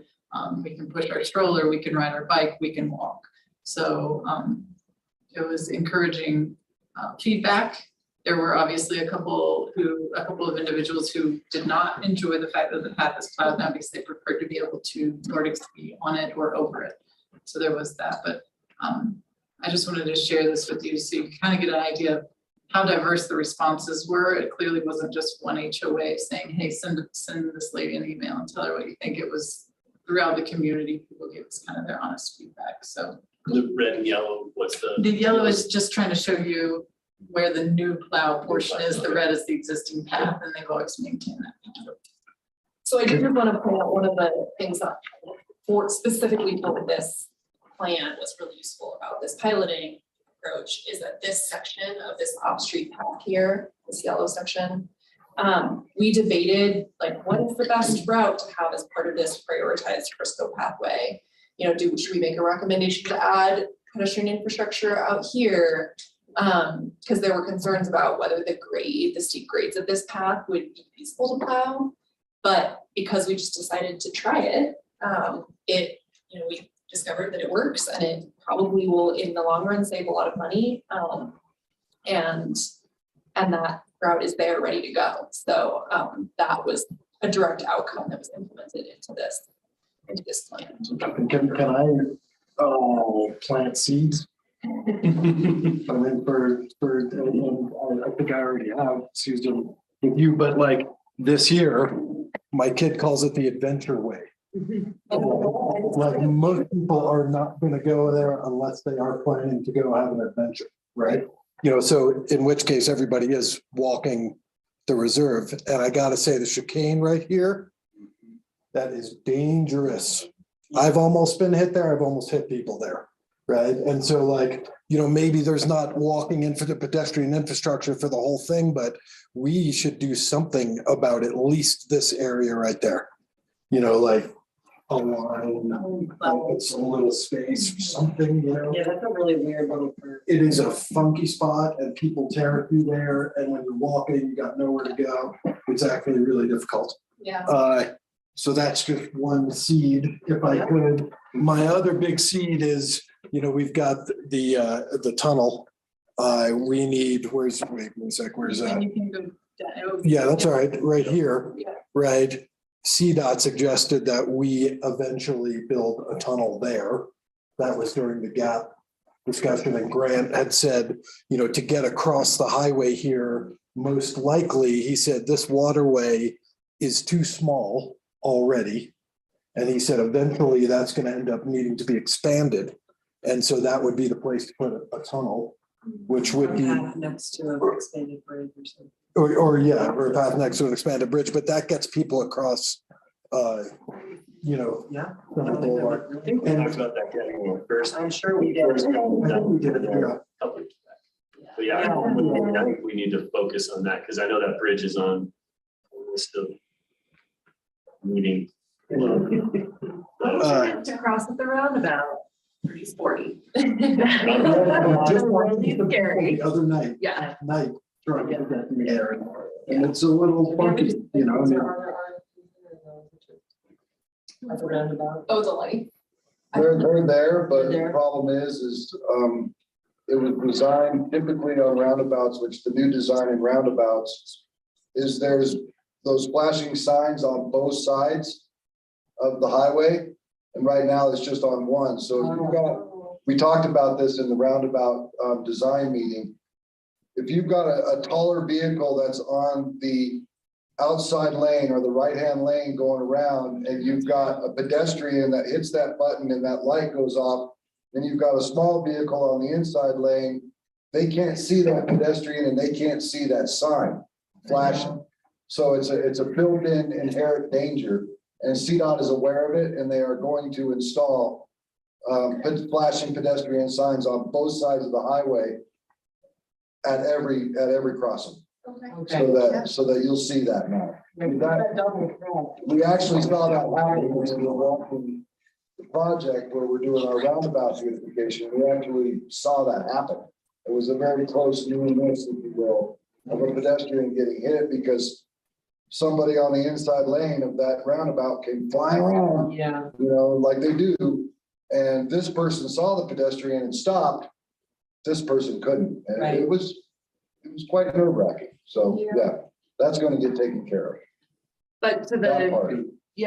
to the benefit of that project, you're seeing more people using the installed sidewalk along Highway 9. Also, which is amazing, but now they just need safe crossing. Yep. Very much. Yeah, a lot of people awesome, yeah. Which is great. Yes. Yep. There was no way. Yeah, I think that was the only seeds I really wanted to. Okay, so related to this prioritized pathway route, we also wanted to think through what should the infrastructure along this route be? And obviously for each little segment, right-of-way widths are different, traffic speeds are different, existing infrastructure is different. So we basically wanted to give kind of a general rule or guideline for as being implemented and wherever possible, this is the top priority and kind of going down from there. So number one priority would be to have separated multi-use pathways that are wide enough, you know, for both bikers, walkers, bi-directional activity, and there is that designated buffer, designated space with a buffer between different uses, vehicles and pedestrians. So that is kind of the like wherever possible, implement this high comfort pathway typology. And then kind of, you know, if constraints exist, other options would be the on-street or attached at-grade multi-use pathways. Again, having some amount of buffer, even if it's not several feet of grass, is better than nothing. The more buffer that can be given, the more comfortable it would be. So there's that, or there's also if an existing curb sidewalk, you know, that's five or so feet wide, that wouldn't really be wide enough to accommodate bicycles, that already exists. Doing it on street bike lane in addition to the sidewalk is also a viable option. Again, buffer is better than just a stripe, but those are kind of other next tier options. I go back to that one thing. So one thing we did talk about, the picture on the top right, as you know, is the typical neighborhood street, and to add a lot more stamping at closer intervals so that people don't think it's a parking lane. I was gonna ask that question because we've seen another strategy around the community, not just in Frisco, but coloring the whole pathway. Yeah. And that, I mean, that's a big change, but there are times, especially on Belford, for example, where it's like no matter what you sign or it's under snow, like people are parking in it, and so. I'm just curious if there's like another level for that. So I think we had talked about the full paint. A, it's a lot of paint. B, I think aesthetically, people might object to a ton of bright green paint. And I also think a lot of times paint is really denoting a bike, just bike. The green is kind of the bike color. There is that big section of the rec path or the summit rec path that's red on the north side of the lake, across the dam. So there is like a little bit of a precedent for that. But I think, more frequent stamping and honestly enforcement, like is the only way. We have snow, there's gonna be times when things are under snow and you can't see what's underneath the snow, like that's a reality. Also, we're not gonna put curbs everywhere because the snow, like, we're working really closely with Public Works, like, they don't want curbs everywhere because it makes plowing really difficult, so we have that constraint as well. So we landed on more frequent stamping as kind of the best easy solution. Yeah, I was gonna say that I think the combination of committing to making sure that this route is plowed will help a little bit. Obviously snow and ice is a factor. But I think in addition to the frequent stamping, having that really consistent signage will help just kind of let everybody know, including cars, that this is a pathway. This is not a place to park. But again, it really does come down to enforcement. But Sorry, Diana, I'll just keep texting you about that.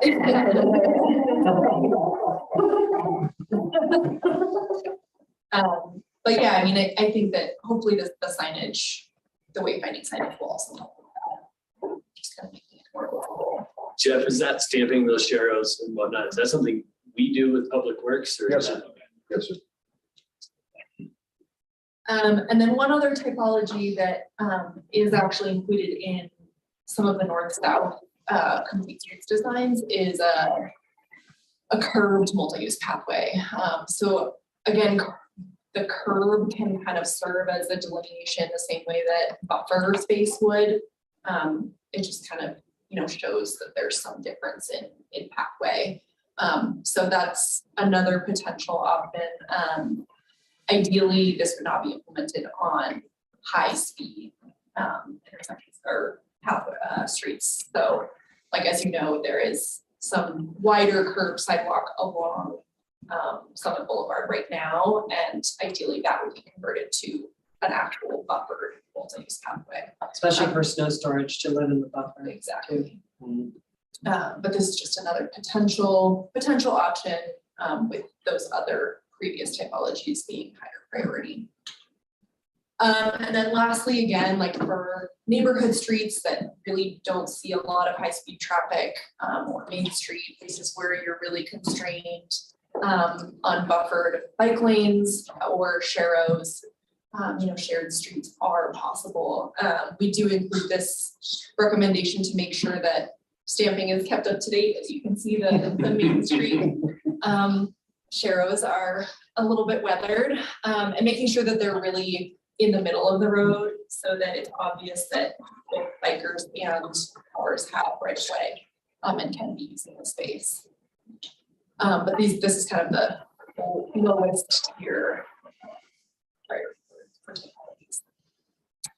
And then we came up with this conceptual sign family design that includes your existing map kiosks, but with the updated route and any other information as that is implemented.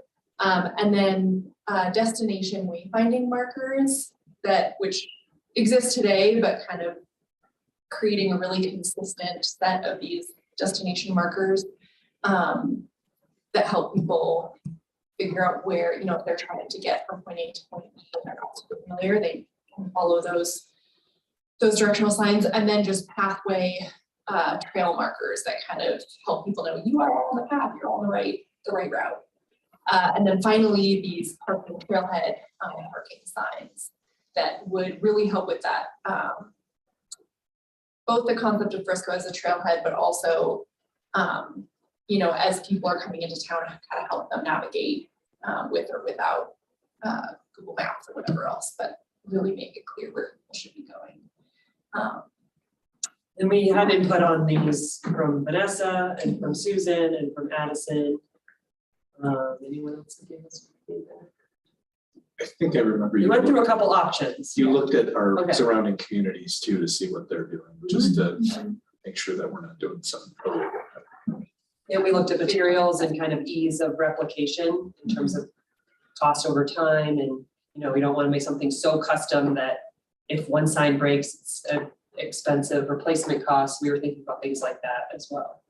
And we are working on getting a cost estimate for these signs, just so that there's an idea of what that would look like. So this is just, again, kind of have a general guideline or rule of thumb for where signs should be placed. And really it boils down to places where there's intersections where people can get confused. So if trail typology changes, having those trail marker signs that say you're on the right route, and then the destination markers at intersections. And then the parking signs kind of on those main streets, so on Summit Boulevard and Main Street, to help people figure out where they need to go to get to those different travel destinations. And then I think the map kiosks very easily could just, you know, you have them already, so you could just replace them. This particular map does recommend a few new locations or changing a few locations if that's feasible, just based on the new route and destinations, but it would be really easy to just update the actual signage and keep the existing infrastructure for those where they are. So this is just kind of gives a general visualization for where these different signage typologies would be placed. Obviously, a little bit more work would need to be done to figure out exactly what content goes at each location, that's all squared away. So on like the parking one there, and I see it's coming in towards the marina lot, if you were heading north. Is that sign intended for somebody in their car direct, like, so that would be on the road for car traffic? Yes. To get them to the parking lot, Yeah. and then they'd see this additional signs. Yeah.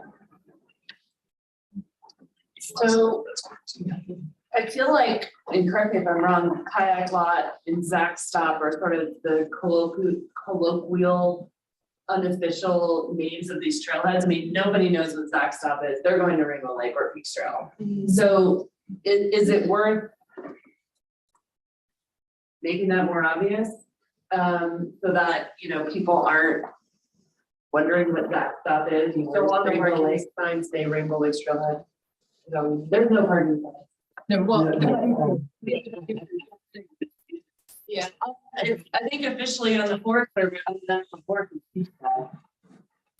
yeah, so I mean, that is one thing that we played with. One thing with sign design standards and best practices is that you don't want there to be so much information that people can't read it as they're passing by at whatever speed they're traveling. So that was kind of why we chose to go with this simplistic version. But I think there's a little bit of room to play with what, you know, what actual language is posted on it. Yeah. And I think the destination needs to be the name of the destination, and not like Kayak Lot, like, why isn't that at the marina? Yeah. Or like people don't know, like. Put $200,000. Oh, I know.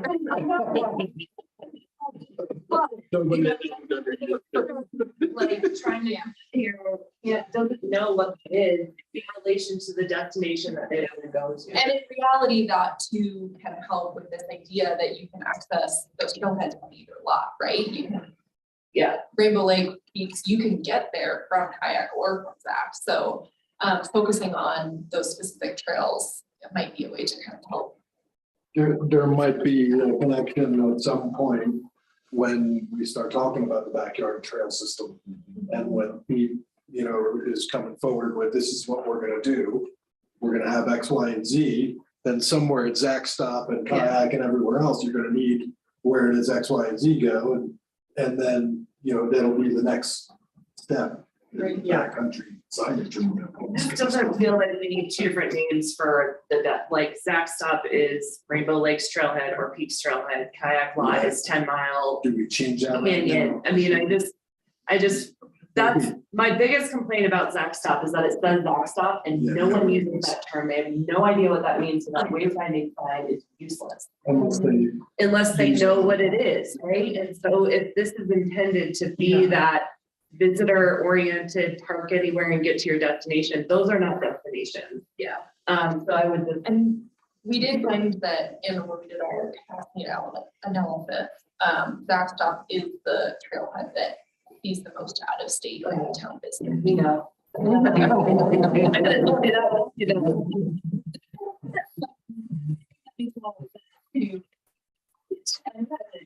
really help direct some of that traffic to the kayak lot.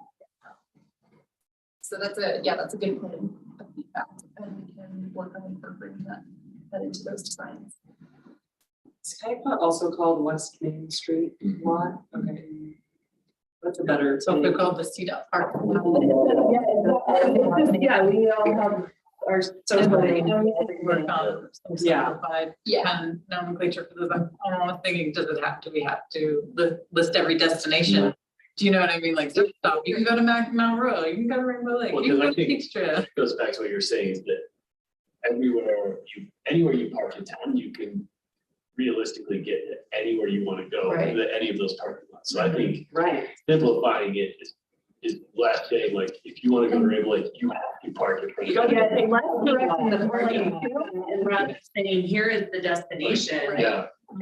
Right, Yeah. that you're walking or biking to get to that destination. Yeah. And in some ways, just keeping it more generic, here's a parking lot, here's a trailhead. Then once people park, they can get out and look at the map kiosk and say, oh, that's where I want to go. I can get there really easily. I just walk. So I think that makes a lot of sense. Because I was almost like looking at that, and this might be a really poor way to think about the plan, but is really just call out the outlying parking lots and make sure that the maps of those parking lots are key and don't draw attention to the ones that we know we have problems with and are smaller, because those will be found. But kind of have that start outside. You can get anywhere from where you started in Frisco and then over time, and like just kind of, we know people will find them and trickle in. Yeah. Or the visitor center. And on that other map too, I did just notice, and again, I don't know how formal these labels are, but Library County Commons, I know a lot of locals might be searching for that, but the destination is the Adventure Center, right? And so it's to continue people across the highway and get people over there, not so much directing visitors to the right? Yeah, and those labels are just kind of key areas of town. But in terms of. So what is the recommendation there? Because the underpass is great, but the connection between the existing path and the underpass is like a disaster. Yeah, so you're expanded into oncoming traffic the wrong way. You know, this is like the biggest. I was like so excited about the underpass. It was scary. 200 yards to finish this. So Susan and I have been talking about that, and it's technically on reach to the Spaceman Trail. Last answer, unfortunately, was that it would be tied to a redevelopment. I think there's some quick fix. You know, maybe we'll. Like, It seems like an easy one to stop. Should be using it. We put all this money on it and super dangerous. Like, And there's no reason. and there's no redevelopment. And it's like, come on with something. Yeah, gonna get people. Yeah. Well, we, the issue on our side. Yeah. PRN. That's. It's just way, and then there's nowhere to go, so. Yeah. We're looking at in-house, the other side of Recreation Way, creating a little paved connection. Yeah, to totally. and stuff like that, but. Yeah. We have that same issue, but that's been a problem ever since they built that, and the county was like, we're not gonna do it. So. Yeah. So that actually is a good. Yep. I think we got there. Some of the high priority that we just want to call out at the end of this presentation is those kind of continuously building on the work that's already been accomplished. So there are two recommendations, one for the town of Frisco side on the PRA, and one for the county side near County Commons, for that underpass to kind of finish out that project. And then similarly at the roundabout where those sidewalks just dead end, there's recommendations to kind of continue that out. And I think that's like maybe a good stopping point. One of the things, obviously next steps, clean up the plan, bring it back to you guys. We would adopt it by resolution. If you feel like it's close and ready, we can do it later. If you want to look at it again, we're happy to do another work session. It's up to you guys. Does it include rough estimates for costs? Did you get like? Something to do, one thing we've kind of had thrown around with this plan is the idea of similar to the way you budgeted or thought about implementing the neighborhood parks plan. You know, is it possible to create kind of a 5-year plan for the Frisco Trails and Pathways plan, so that we're starting to say, here's some chunks, like we know what we're doing in 2023, and we've already budgeted for a new pathway on State Highway 9. But moving forward, can we take chunks of this plan and get it done over the next 5 years? And could we say, you know, like a certain dollar amount that we plan for every year, so that we know that it's an achievable plan if we take it in chunks. There's also grant opportunities and having the plan in place and having dollar estimates. And I think that's why she mentioned we're getting estimates for the wayfinding. It makes it easier to go after those grants and say, this is what we need, and this is what we would need from a budget appropriation. So I think it's really important if we're going to try to knock some of these tests off to plan for it and to budget for it in a longer term. yeah, so I guess having seen this presentation and had this discussion, we are curious what your thoughts are, whether you think, you know, reviewing the plan based on this discussion, incorporating any revisions based on this discussion, reviewing the actual plan and, you know, adopting it at the February 14th meeting seems feasible, or whether you do want more time to pieces and to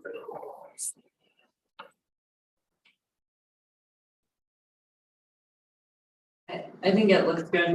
It's always been on the wayfinding piece and connecting people, just from personal experience, trying to direct people and the questions that we do get living in the neighborhood at Zaxton. I mean, it's just, it's incredible how the same questions come up over and over again. So it's, you know that there's something there that. And the number of people that miss that turn off and wind up turning around right at your house. And so I think, and not just, you know, and not just that stuff, but that's where my personal experience has been, but just more broadly, like you spend enough time at them and there's some pretty, what appears to be low hanging fruit, which is great. The only other thing I would say about the main pathway, like your proposed map, I still feel, it's actually funny, we were joking about this other trail of recognition today. It's like, you put your GPS on the dog and just send it out into the neighborhood. And like, that's what it's still a little complex for me, right? Yeah. And so I think this could be simplified even a tad more. And maybe it's that downtown core where I'm like, well, you can kind of get around the downtown core regardless of how you get there. Maybe that's what's drawing my eyes, but I just feel like, oh, that kind of looks like what we already have. I don't know how that's simpler. But that is just a quick visual look, right? And I know you guys put a lot of thought and time out there into why it is the way it is, but I'm not sure that simplifies it for me. So. Yeah, that makes sense. And I mean, just to kind of give you a sense of our thought process, we basically added in some of these north-south, you know, third, fourth, fifth, sixth, adding in those connections really has to do with, it's basically where the existing infrastructure is a little bit off on the north and the south side. So wanting to take advantage of the connections into the off-street path up here, where those streets connect in, and then also taking advantage of the key infrastructure that already exists in this neighborhood. So just providing more opportunities for people to get across instead of having to like do a lot of different jobs. Yeah, that makes sense. But I do hear you, and I mean, one thing that we thought about was like, is having this new, and this is, you know, a recommended new pathway, does it make sense to add that or just, you know, for the sake of simplicity and signage, is it okay to just keep people on Main Street if they want to pop up into the neighborhood? Because that's actually got a nice separated path. Yeah, that's actually a thing for a sidewalk than anything else we have on the street. Right, Right there. and, you know, this would be a great path to have, but it may not be something that is implemented immediately. So I definitely hear you on the simplifying even more. We were worried about changing it too much that we tried to take off just the super redundancies, like all the confusing stuff in the northeast corner behind the Holiday Inn. Like that's a total confusing mess. So we tried to clean that up and then a couple other redundancies. There was a lot of getting people from the countywide rec path to the key destinations in town. So if you're coming in from 10 Mile Canyon, how do you get north to the, you know, the shopping center, the gateway area, and vice versa? Yeah. And again, I know that you guys put a lot of thought into how you do that, and I appreciate that because it's still, the whole purpose of the park and get there some other way. Yeah. And it does bring some life to some of these rather unused or, I don't want to call them dilapidated, that's not what they are, but just underutilized pathways that really are good connections, but people just don't know about them. Yeah. I can tell you how many times I've tried to add those little segments on Google Maps, and rejected, like as part of their bike network. I've never been accepted. I've tried one time. I was thinking. I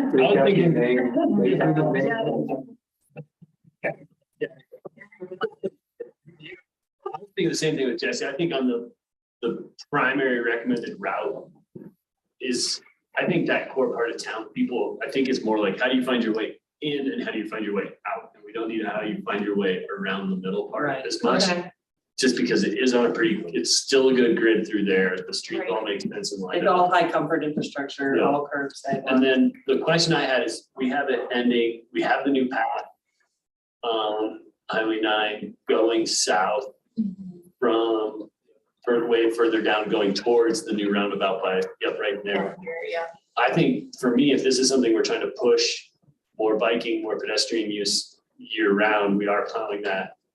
Let's continue that the way we have the rest of Summit Boulevard and get them to the library and get them to the hospital and say like, this is an access that you can go if you're visiting here to get to the library.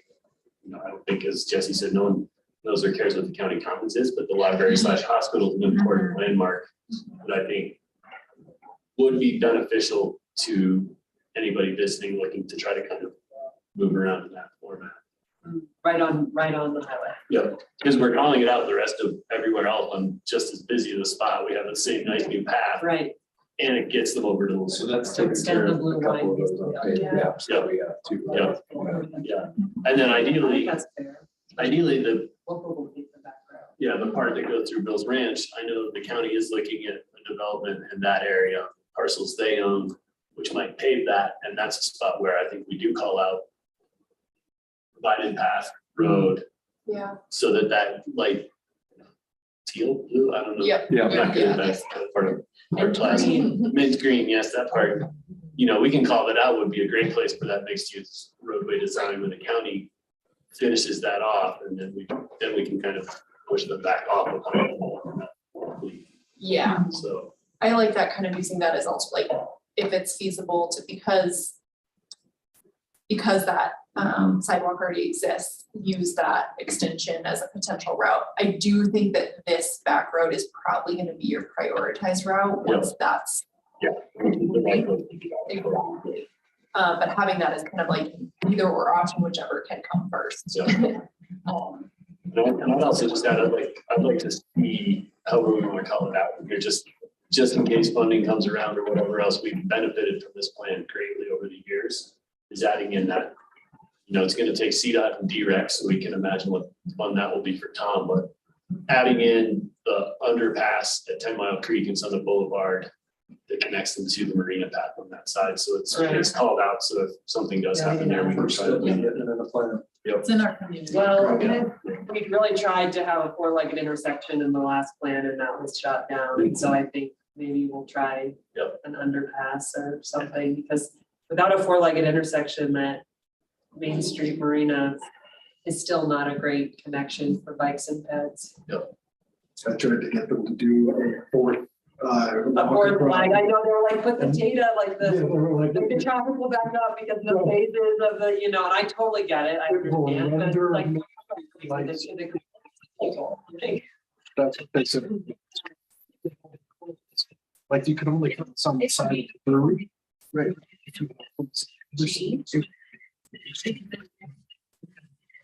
Back all the way to the. We do.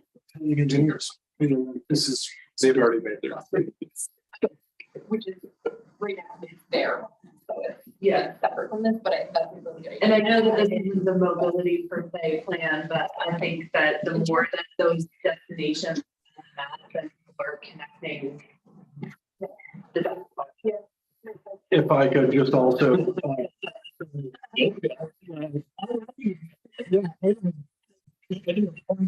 Something, you know. Let me think here. This is my neighborhood right here, right? And this is one of those spots where you see people like all the time. I mean, like on bikes, on foot or whatever. So, you know, that would be, this is a key one right there, is Miners Creek and Little Chief. But then also, you know, as you're diverting people here, people are still taking this route. You know, so like you almost need some signage through the reserve that says Main Street this way, you know, whatever, Walmart that way, but no, we're not going on Walmart, but you know, these almost the green, like a couple green signs in a couple of those spots to tie it back, you know, to give people. Yeah, I think that's where the idea of really, I mean, you know, if you're implementing signage in one go, it makes sense to implement it wherever you think it's necessary. But definitely having the priority be on this route so that hopefully people take the route. But then, yeah, if it's necessary to add directional signage up there too, because people are walking there. Yeah, I mean, so many people will walk from Safeway and they'll walk that road. Because ideally, They're not gonna walk on the bike. Well, they all walk on Yeah. second, and now you have a perfectly good. Ideally, people would get to this intersection and see that they're directed to go this way. You know, that's the hope, is that people will follow the signage, but I hear you that not everybody does that. Yeah, well, and just, you know, there's the connection here. You come through the park. Yeah. And then especially when you end up here, Right. you have no idea which way to go. And then, Yeah. and then they end up wandering into those. And that's just. That's the desire line as the technical term. Yeah, that's where you want to get. Path of least. And hopefully that's. During that, on the bike, Put the pedestrian symbol along the bike symbol on the asphalt. I don't know if you've noticed, but in town, we haven't practiced that. And I think that if we do that, like on Second Avenue, people will realize, oh, that's not a bike path, that's also a sidewalk. I think there's a comfort level where people, they only see a bicycle symbol. Right. Yeah. And they don't want to necessarily walk there. Yeah. So I think with the new pavement. They'd rather walk with the cars. You know. No, I know. Jen, I don't think there's even the bike stamp on second. though. Yeah, and I'm It's just just stamped it on. So we can inlay these things now so they'll last longer. So that's all something that we can start working. Yeah. What I want to do. Pavement grinding? Major, I'd love to bring it back to resolution on, On the yeah, 14th? those few additions. Yeah. Any other Great. thoughts, needs, Yeah. missing pieces? Okay. And I do I think. covered mine, that's. And I agree with you, I'm with you, but I think, and again, you know, from 2017 when we started this project, and now I think we've reaped huge reward from it. And again, it's another master plan. That's not what I did, and I appreciate that from everybody involved, so thank you. We would be proud. So. Give you open house.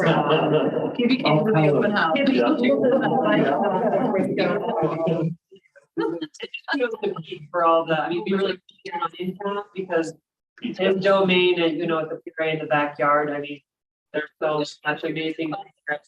Yeah, a lot of positive feedback.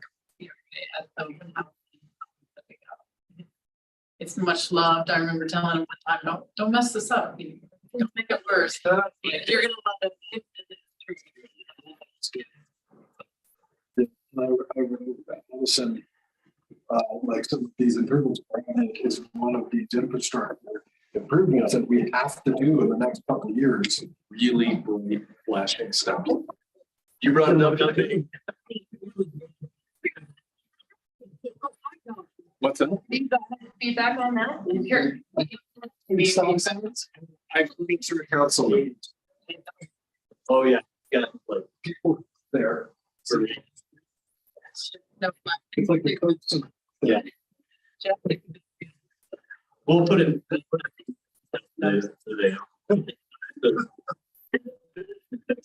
The turkey, yeah, for the change. Right, like everybody. What? That stop sign can come down. Like, Yeah. hey, there's a stop sign here now. That time will stand, but we won't. Stop signs stay. Yeah. I hear Jeff, so let's get rid of stop signs.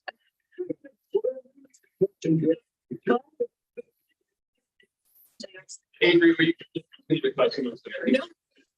Thank you. Thank you. You again too? Appreciate it.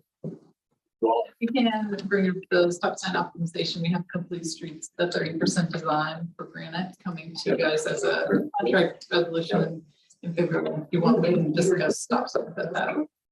I like red metal, archival lights, so. Yeah.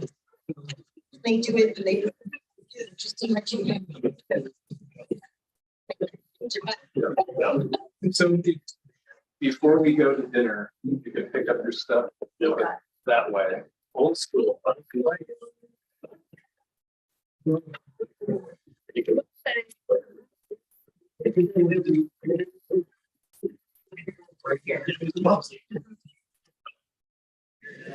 Oh, yeah, I mean, don't come over. Yep.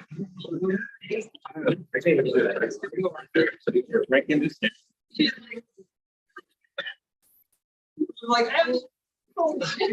Like, fun.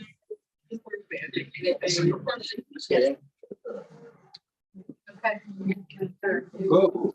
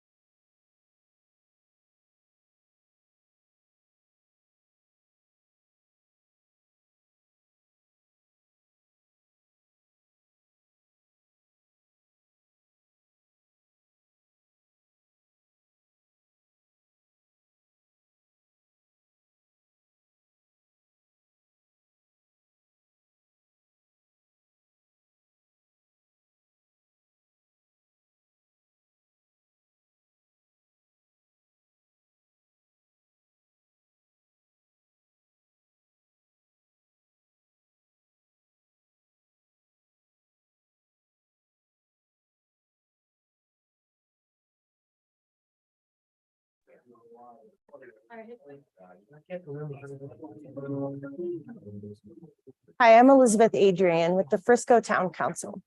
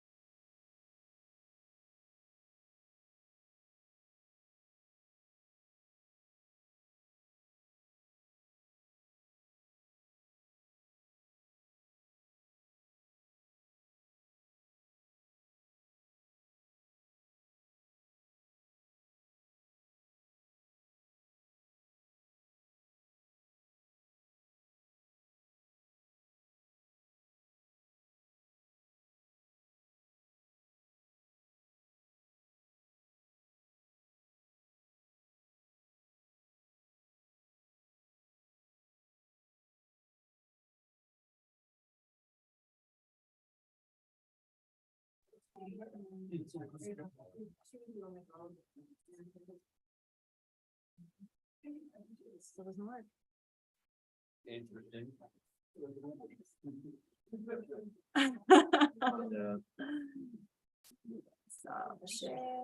Oh, you know what? I wonder if it's because we were sharing. Well, that's the thing. There's a way to do it. Hold on a second. Oh, you know what it was? When we were.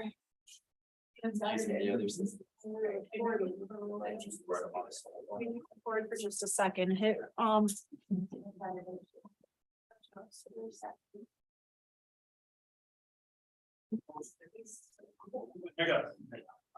Here you go. I read them. Hi, I'm Elizabeth Adrian. Yeah.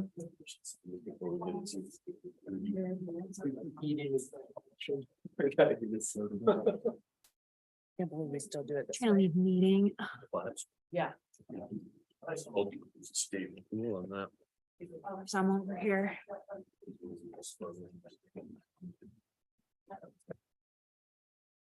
I don't know, because I got it to play twice after struggling with it both times, and I just can't figure it out.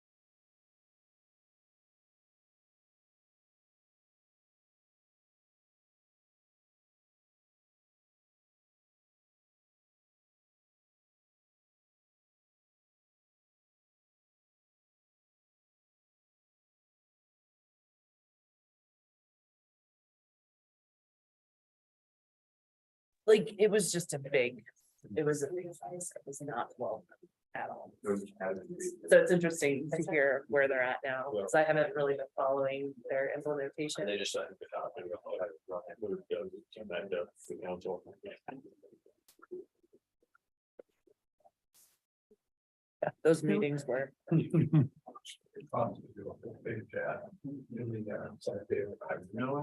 think you have a contract. Oh, I know, I. So I don't know. Did you see that one from the piece of neighborhood today? Oh, really? No. Oh, yeah, I haven't looked at the page. I didn't. Hi, I'm Elizabeth Adrian Is it with the about Frisco plowing Town our streets? Council. Or paving their 2022 has presented us with a whole bunch of new challenges, like skyrocketing cost of living, housing shortages, staffing shortages. The annual grant program helps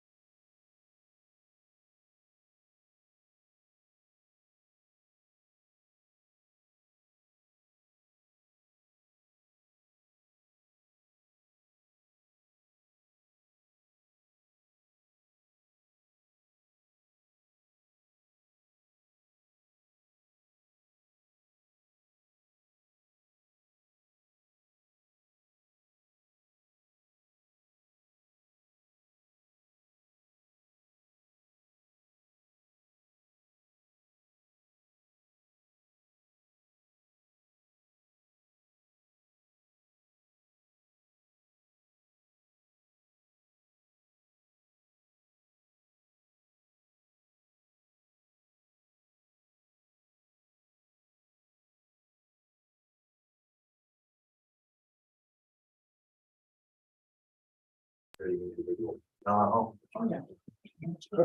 It's here to be in the way.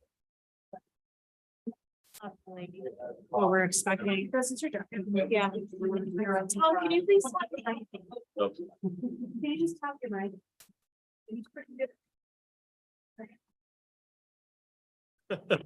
This one's working. I can hear it. For as long as we have it. I was trying to get sound for her presentation. Hold on a second. Yeah, okay, so that was a difference. Can you stop whatever's going? Don't look at it. I don't look. Joe, yeah, I don't look. Okay. So this is not the right one. This is local, right? Try to. Can you put me on presentation, PC? Yeah. We're on there. Okay. Okay. Well, Oh, was it this in the corner? there was this one in the corner. Yeah. If you, I thought if you do all of these, Right, that over, right, and apparently it doesn't. there we go. Oh my God, there's just so many weird, like, none of this makes sense. Well- None of this. Nothing changed. Yes. We tested. Nothing changed. You haven't. I'm gonna try not to. Ordinance number 23-02. Oh, wow. Last meeting was having a month time.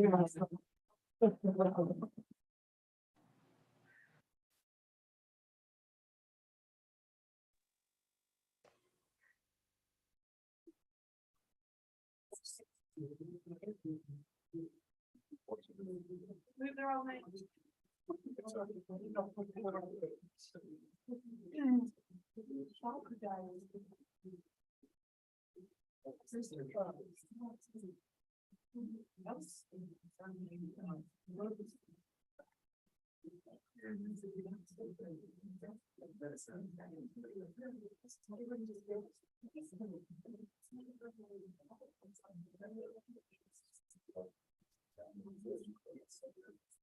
I think it's fixed for now.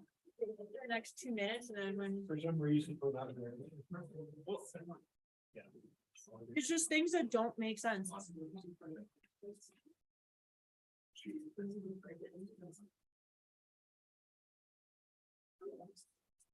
You don't have to. Don't worry, she's already all over me about taking up her space. Yeah. You can move closer. There's a whole abandoned station over there.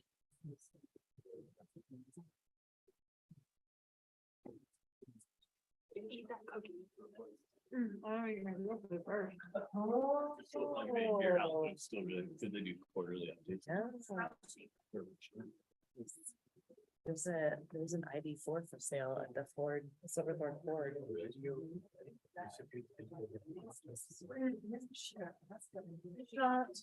It's just acknowledging all of it. There's no, all the text for Cool audience. Mhm. Wow, I checked. Really? Like big souvenir checks? Appreciation and staff. Right. And people should be,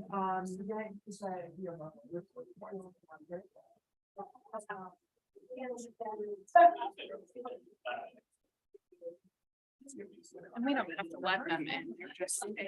yeah, I mean, they're in, let me.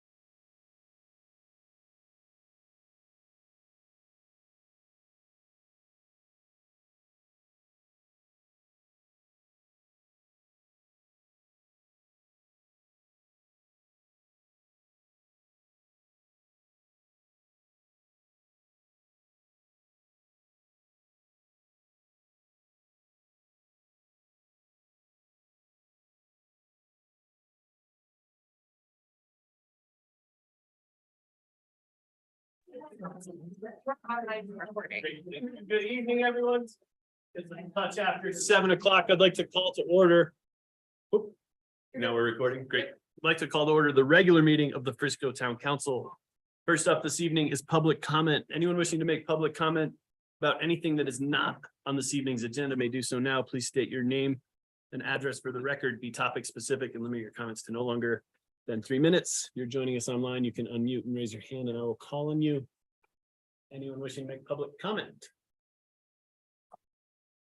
No one online.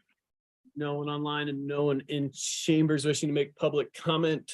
I'll move on to mayor and council comments. I think these ladies here. They're next. Yeah, we got a plan for it though. Yep. No, appreciate it. Yes, please, Lisa. Yep. So I'd just like to address, the behavior at the last, kind of board of ed meeting, and show my support for the people on the board of education and, you know, people who teach children and go in professions for children. And that's not the definition for those children, and they deserve our utmost respect. And we should support them and treat them kindly and with knowledge in our comments. Because of our positions here, we could just easily be the subjects of such treatment. And I'd just like to say that I think that it is unacceptable to talk to people, anyone that way. And I think that, I guess I'd just like to emphasize that we should all be engaged in civil discourse. That's how ideas are exchanged in a productive manner. And we should just pay attention to that. We should pay attention to having our facts straight when we speak in public or when we voice our opinions about anything. We should know what it is that we're talking about before attacking others, but we shouldn't attack others anyway. So that's all, and I would just like to thank those on the Board of Education for doing the hard work that they do.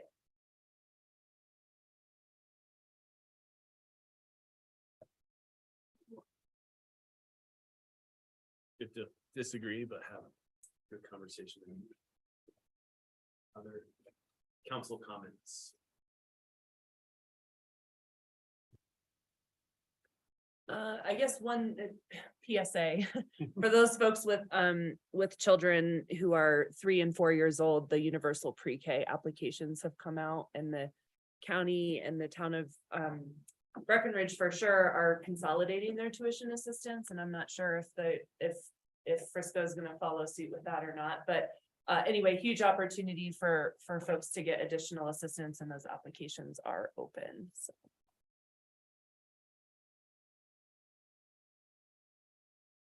And I got a little ahead of myself and forgot to ask for a roll call, so I apologize. I was just excited to hear what the people had to say, and that didn't take long. So if we could have the roll call, please. Sure. Aronson, absent. Burley. Here. Held. Here. Palenko. Here. Incan, absent. Mortensen. Here. Skripchak, Adrian, absent.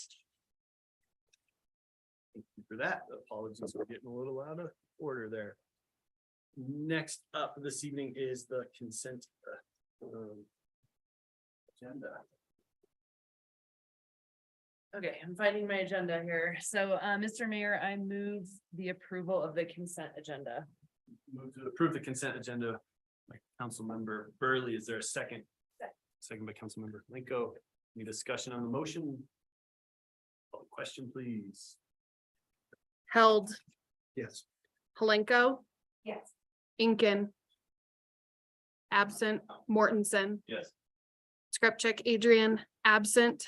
Aronson, absent. Burley, pardon me. Yes. Thank you. Thank you. Motion's been approved. And next up this evening is new business, and this is agenda item number 1. And I think this is one of those times where it's just such an honor to be a part of this town and a part of this community, and be in the fortunate seats that we as a council are in to truly recognize, I think, what makes Frisco and the greater part of the community so great. And that is the vast amount of nonprofits we have working tirelessly every day on a spectrum of community needs that just aren't being filled by the open market or by government or others. And we're so lucky to have the funds and the ability to support them each year through our grant process.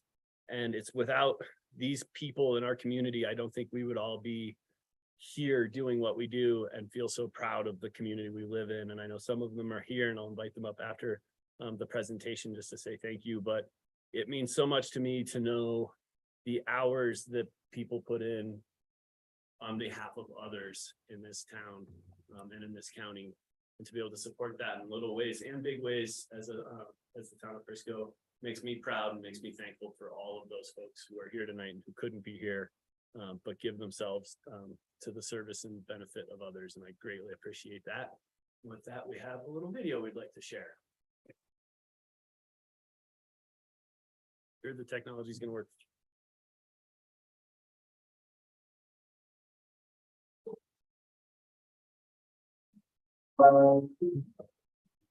Hi, I'm Elizabeth Adrian with the Frisco Town Council. 2022 has presented us with a whole bunch of new challenges, like skyrocketing cost of living, housing shortages, staffing shortages. The annual grant program helps our nonprofits build our community, our culture, and our connections.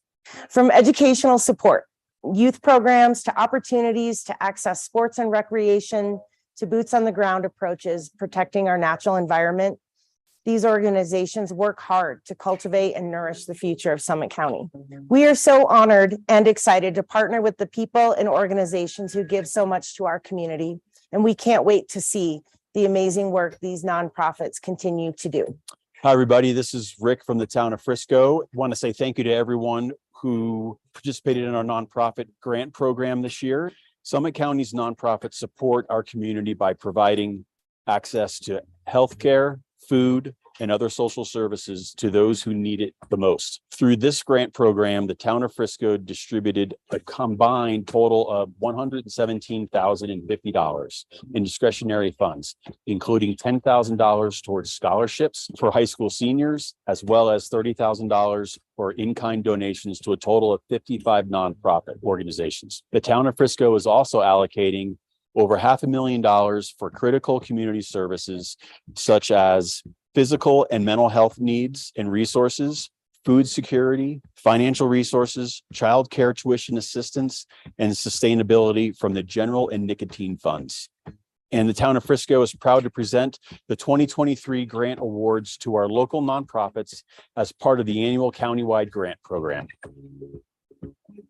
Alpenglow Chamber Music Festival, Bethany Immigration Services, Blue River Watershed Group, Rec Film Fest, Breckenridge Summit Youth Lacrosse, Breckenridge Montessori, Breckenridge Outdoor Education Center, Building Hope Summit County, Cafe Food Rescue, Casa of the Continental Divide, Colorado 14ers Initiative, Colorado Learning Connections, Domus Pachis Family Respite, Education Foundation of the Summit, Family and Intercultural Resource Center, Friends of the Colorado Avalanche Information Center, Friends of the Dillon Ranger District. Hi, my name is Doozy Martin, the Executive Director for Friends of the Dillon Ranger District. I've been with the organization for about 9 years now, but we have been operating in Summit County for about 17 years.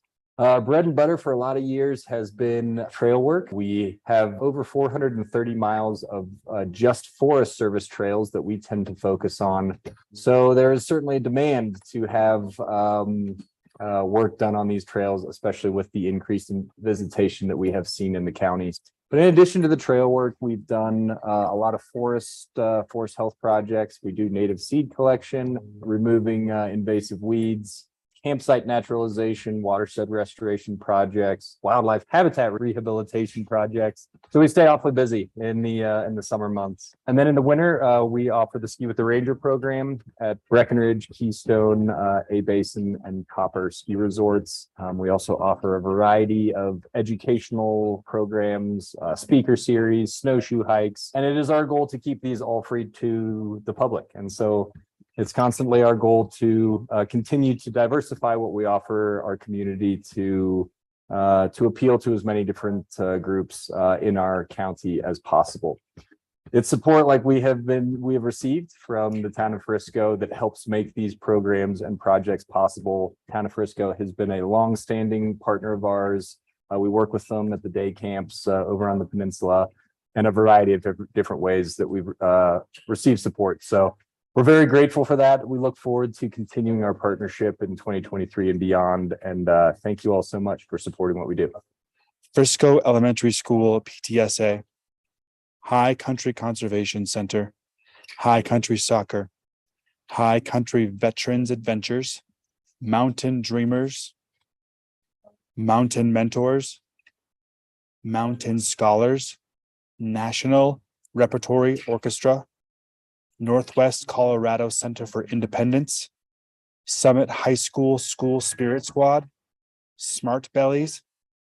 Hi there, I'm Margaret and this is Sarah from Smart Bellies. Smart Bellies is a weekend food program and we focus on kids. So every week we pack up a bunch of kid-friendly food. We also do a produce bag for our families and we send it out. We have about 700 kids between Summit and Leadville and about 300 and some families. And every week we do home delivery. So we take the food right to their door and they enjoy it.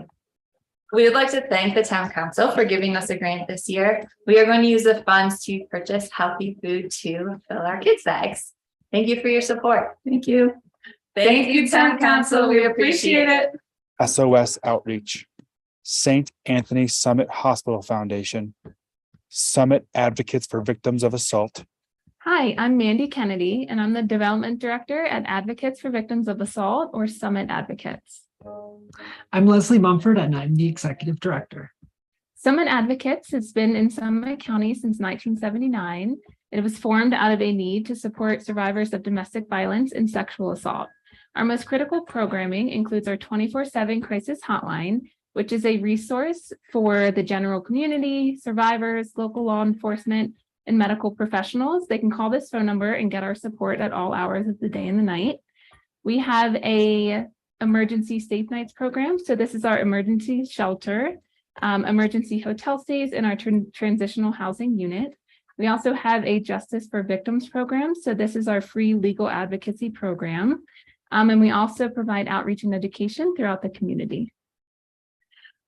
Summit Advocates helps approximately 350 to 400 new clients on average.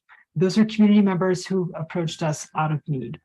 We typically shelter approximately 85 individuals for roughly 2,500 nights of shelter in any given year.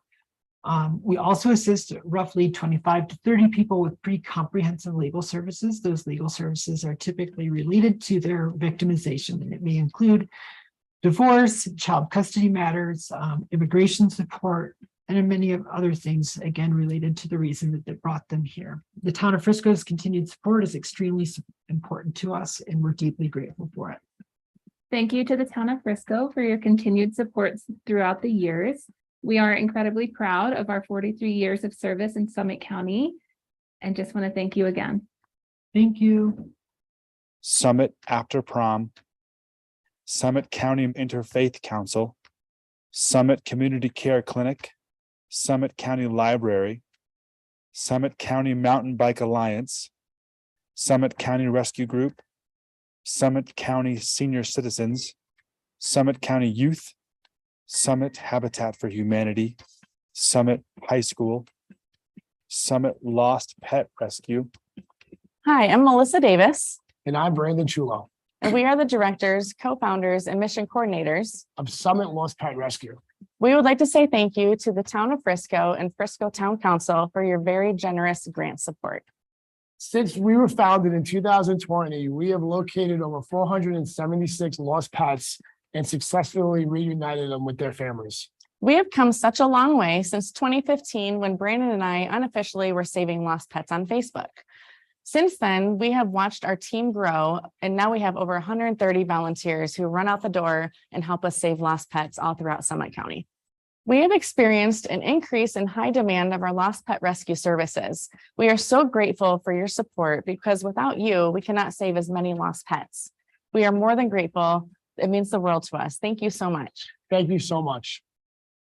Summit Radio and TV 2022, Summit Rotary, Summit Tigers American Legion Baseball, Summit Youth Baseball, Team Breckenridge Sports Club, Team Summit Colorado, Team Summit Nordic Ski Program, the Cycle Effect, the Peak School, the Summit Dance Fund, the Summit Foundation, Timberline Adult Day Services, Treetop Child Advocacy Center, Women's Resource Center of the Rockies, Youth Entity. Thank you to every organization that took the time to participate in this year's grant program. We appreciate everything you do for our community and have a great year.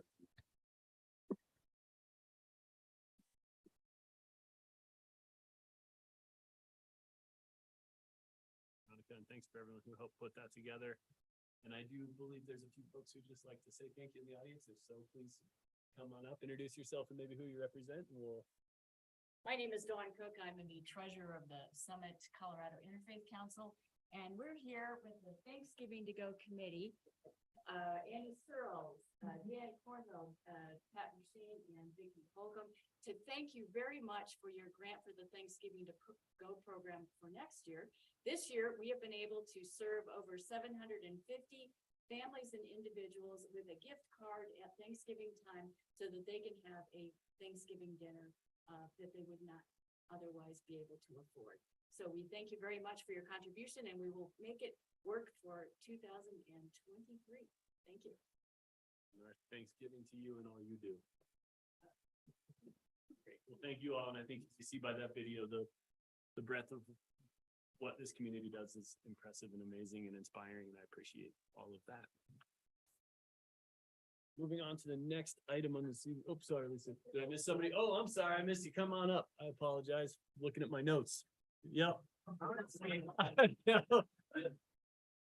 Carlos from Mountain Dreamers Program Coordinator, and we just want to say thank you for your support and helping us and supporting our immigrant community and educating our non-immigrant community. We really appreciate it. Thank you.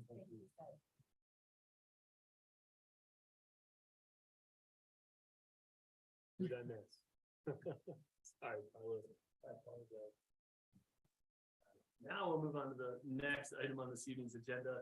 Agenda item number 2. This is resolution 23-07 CMGC contract amendment for Granite Park Workforce Housing Project, guaranteed maximum price. I'll open up the public hearing so the staff and welcome Von Runder. Good evening, Mayor and Council. So I'm very pleased to be before you this evening.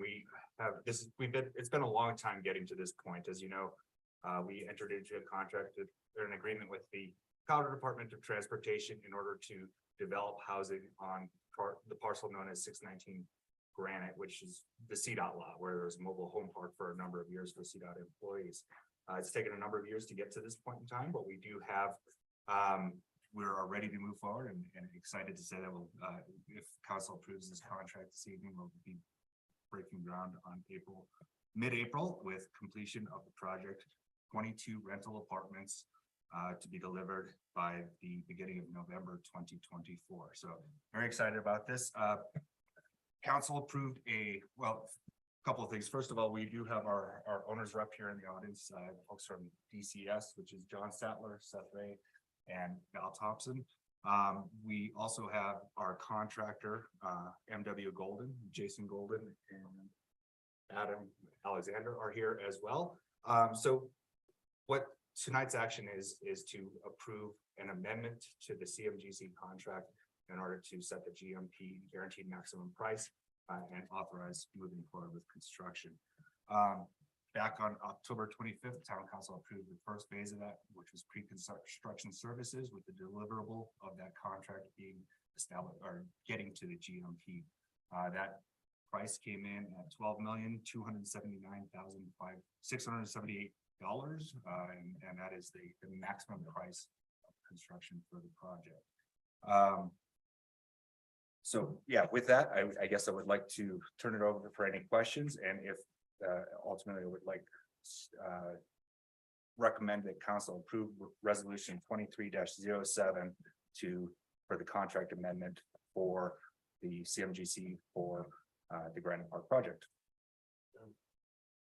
Questions about the contract? And the $12 million guaranteed maximum price, that's the total project cost, not right. Didn't you reference earlier today during the work session that the cost share between CDOT, that number is the total project? Correct. So the GMP is actually the construction total cost. In addition, there's architectural costs and some other things with that. The town and CDOT are sharing all costs associated with the project. CDOT has credit, if you will, from the value of the land. So they are being, a portion of that is being subtracted up, and then we're dividing that equally. Also on tonight's agenda, there is the next agenda item, I believe, is consideration by town council for financing, which would through a certificates of participation.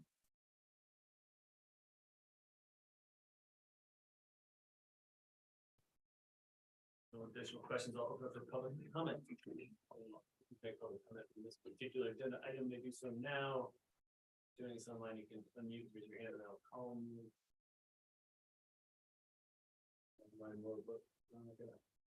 Looks amazing.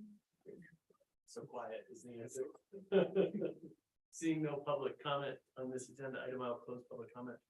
Back to council discussion and perhaps a motion. I would just say my comment is I can't be more appreciative to all staff and everybody who's worked on this at the state level, town level, previous councils. This has been something I've had on my list of priorities for a very long time since I've been elected, and to see it get to this point and moving forward is huge. I think it shows the collaborative nature that we have strived for as a council and to pull off two kind of workforce housing deals with the state, I think really shows the ability of this staff to work through our council's goals and priorities at a level that most people don't understand what that takes to get intergovernmental agreements of that nature signed and to this point, and also a joint venture with CDOT for housing. Pretty remarkable. They're struggling as much as everybody else to keep the tunnel open and the roads plowed, and to have housing for crucial CDOT employees in town as well as employees for the entire businesses is going to be phenomenal. Really excited. So thank you all for what you've done.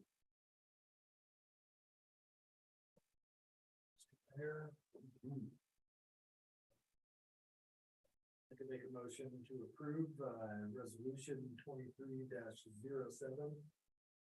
CMGC contract amendment for Granite Park Workforce Housing Project. Guarantee the maximum price. Moved to approve by Councilmember Hell. Is there a second? Second by Councilmember Palenko. Is there any discussion on the motion? Can you call the question, please? Held, Yes. Palenko, Yes. Incan, absent, Mortensen, Skripchak, Adrian, absent, Aronson, absent, Burley. Yes. Motion approved. Thank you very much. Thank you. Next up this evening is agenda item number 3. This is the certificates of participation ordinance and site lease. I'll open up public comments. Leslie, welcome. Good evening, Mayor and Council. So the ordinance before you, sorry, I thought I needed that closer to me, but it seems like no. The ordinance before you is for the purpose of providing for the financing of the Granite Park project that was just discussed. In this ordinance, it sets some max limits for the maximum annual repayment, total repayment over 20 years, the total principal on the loan, the purchase price of the certificates of participation versus the principal, and a maximum interest rate. It also presents the related documents. This ordinance would approve those documents in substantially the form presented, but allowing for some minor tweaks along the way. One example of that is we do wish to add a statement to the lease document regarding the transfer of the 11 units to CDOT. It would clarify that that transfer from the trustee would survive upon completion of the construction of those units, would survive any termination of the lease term in the unlikely event that the town were to default under the lease to the trustee.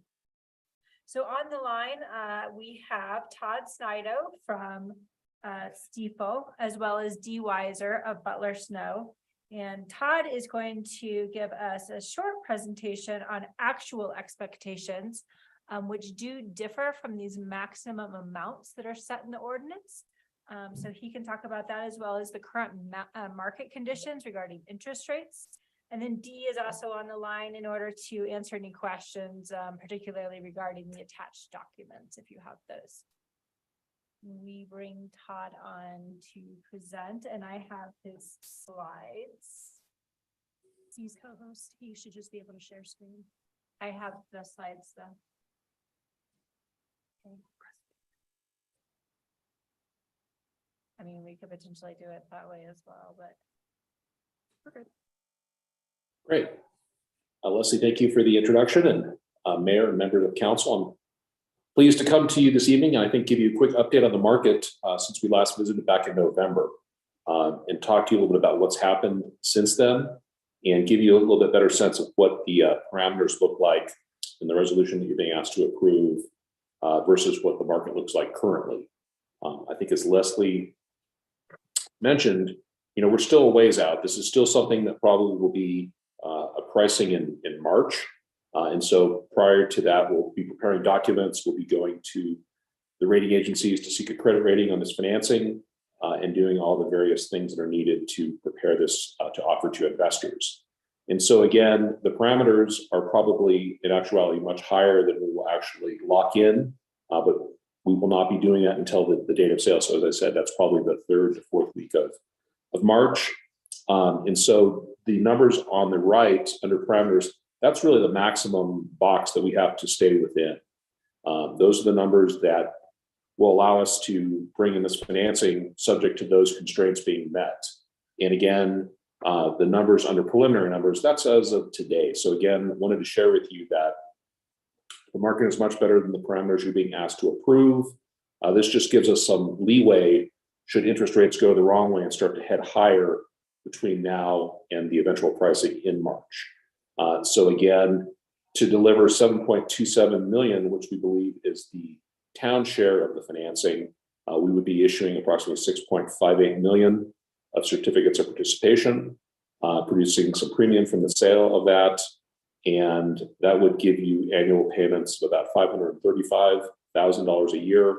And again, keeping in mind that the backstop for this is the town's general fund, which is being supplemented by all the various fees you're collecting on short-term rentals and the like, and a portion of the county's sales tax dedicated to housing. So you do have a number of dollars coming in as revenue against that. But in the current market, a 20-year all-in financing cost is about 3.7%. So again, I guess I'd stop it there for any questions on where the market currently looks like. And then I wanted to offer you kind of a look back at what's happened really since the beginning of 2022, just to see that we are in a better spot. So I guess I would stop it here and see if there are any questions on the particulars of the proposed financing. Get that, Todd. Any questions for Todd? Looking good for now. Great. And so again, this is, I don't want to kill you with charts and graphs. Just wanted to kind of give you a quick sense. So again, this is a snapshot of the tax exempt municipal market since January of 2022. And as you can see on the first 3 quarters of this chart, we really saw rates creeping up higher during the course of calendar 2022, kind of in response to the Fed trying to increase interest rates to stem off the impact of inflation. And you can really look at the last couple of months, you will see that the various graphs have started to show a decrease in rates. The one I'd probably draw your attention to would be that middle, looks to be a darker colored line. That represents the 10-year MMD, which is municipal market data, which is the index we use for the tax exempt bond market. And so again, that 10-year MMD was in the mid 3% range, really at the time I last presented back in November. And since that time, I think there's some belief in the marketplace that the Fed has been successful in kind of reining in inflation, and that they may be able to engineer yet a soft landing in our economy. And I think that's got people enthusiastic about potentially seeing a slowdown in this rate increase. So we've actually seen rates come down substantially since the beginning of the year. That 10-year MMD is about a 221 currently. So a significant increase in prices has dropped rates. And so again, we're hoping that we'll stay in kind of a similar range between now and March, and we're hoping for pricing. But again, that's the reason that the parameters are slightly higher than the current marketplace, just to give us some flexibility to respond. If I'm totally wrong and rates continue downward, we're going to lock in lower rates you're seeing on the current market. So again, you're not really giving us a permission to go to those. It's really just those are the constraints within which we have to work. So didn't really want to kill you with economic statistics and things like that, but would love to answer any questions on that, or if there's questions about the actual financing, would love to get Dee on the phone and have him answer your technical questions about the resolutions. Like some of what you said in there, and that things are looking a little better in the future in this regard. So, additional questions, or Dee, did you have anything else you wanted to? No, I'm just here to answer questions. Excellent. We'll appreciate you for joining us. So overall, staff does recommend that council approve this on first reading. We'll bring it back to you on second. And I definitely did not bring my A game this evening. I apologize for that. And this would be ordinance 23-03, certificates of participation ordinance and site lease. So sorry for missing that a little bit. So yeah, it'd be good.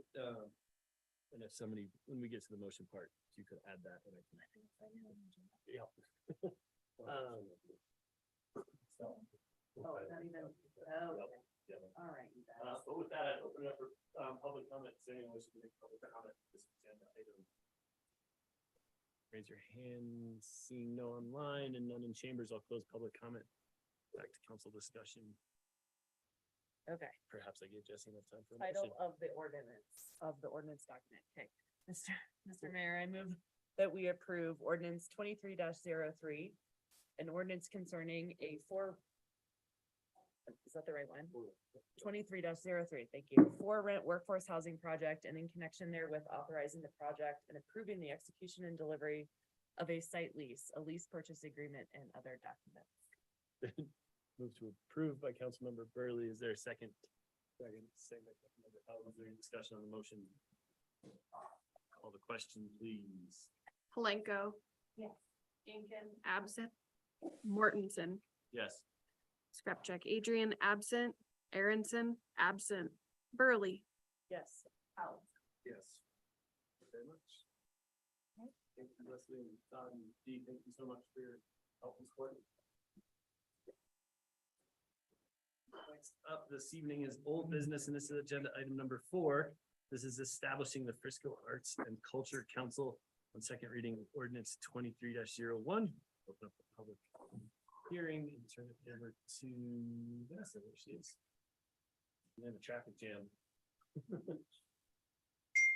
Mayor, Council, second reading of ordinance 2301, establishing an Arts and Culture Council as directed during the December meeting. Staff returned to the January 10th meeting to establish an Arts Council.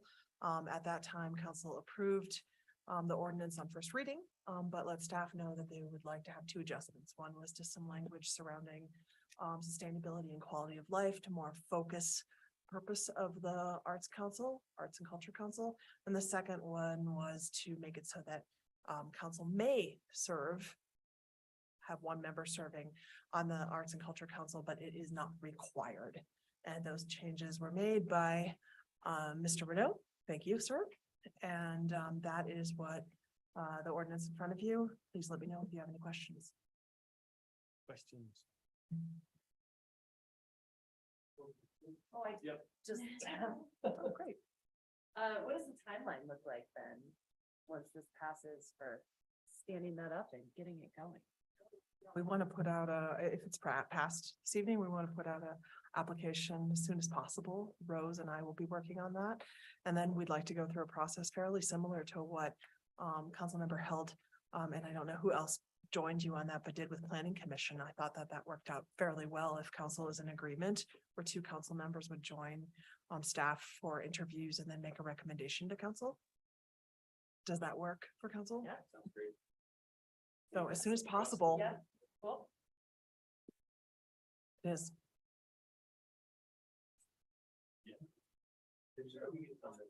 I just, being the person who said they were very willing to be on the council, which I am, I did have a couple comments from people in the public who said, look at how it looks to have the council overseeing this and letting them take their own way. So, we may or may not act on having the council be part of this.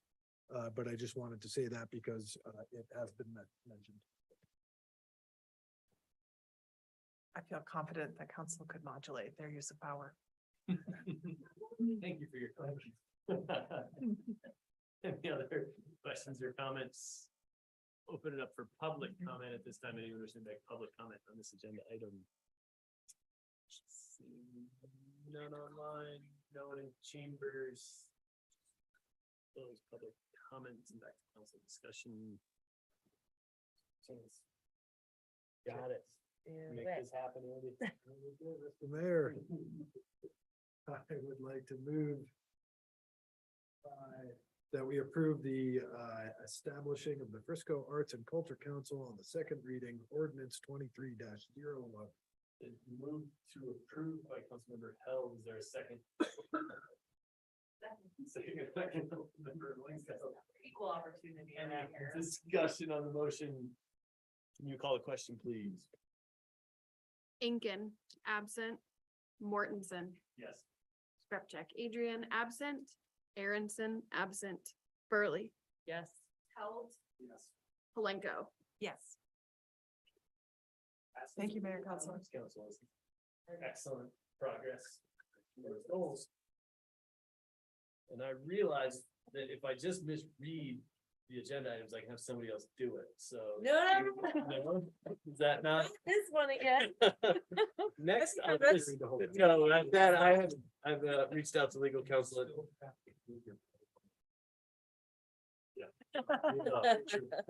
Fair enough. Next up this evening under old business is agenda item number 5, and this is second reading of ordinance 23-02. Open up the public hearing. And turn back over to Leslie. Welcome back. Good evening, Mayor and Council. I was going to say, well, that was long, I'll keep this short, but that's to Wow, come. look, the script up there. Goes to wild, yeah. Yep. So the general purpose of this ordinance before you on second reading, is to align our tax codes of the sales tax, lodging tax, and short-term rental excise tax, with our current practice. And there are a few exceptions to that. We are adding some exemptions that have recently been acted at the state level, as well as an exemption regarding affordable housing and renewable energy. And we do have one change since first reading, and that is actually to change the definition of lodging that's in the lodging tax code to actually just align it with the sales tax. The definition of lodging services that's in our sales tax code as proposed, and that definition came from the Colorado Municipal League group that formed the standard definitions. So that kind of simplifies and not having two different definitions in different places within the code. So overall, staff recommends that you adopt this on second reading.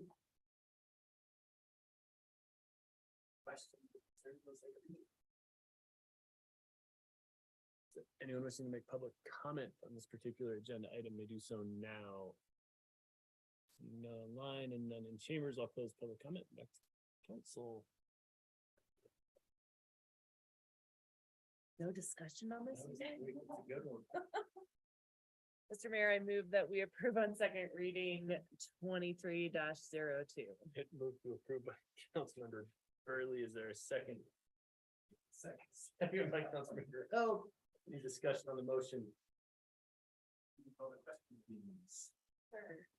Mortensen. Yes. Check Adrian absent, Aronson absent, Burley, Yes. Yes. Kalenko. Yes. Incan is absent. And I would also like to thank Soleil Drum, right, which I didn't do earlier, who worked very hard on this ordinance. So thank you to her as well.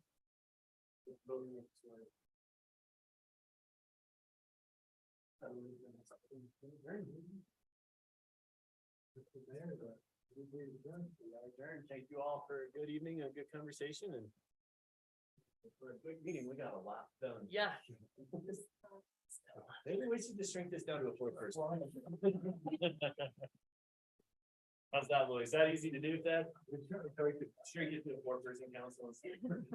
We're efficient. I'm just saying. Get amendment to the charter, right?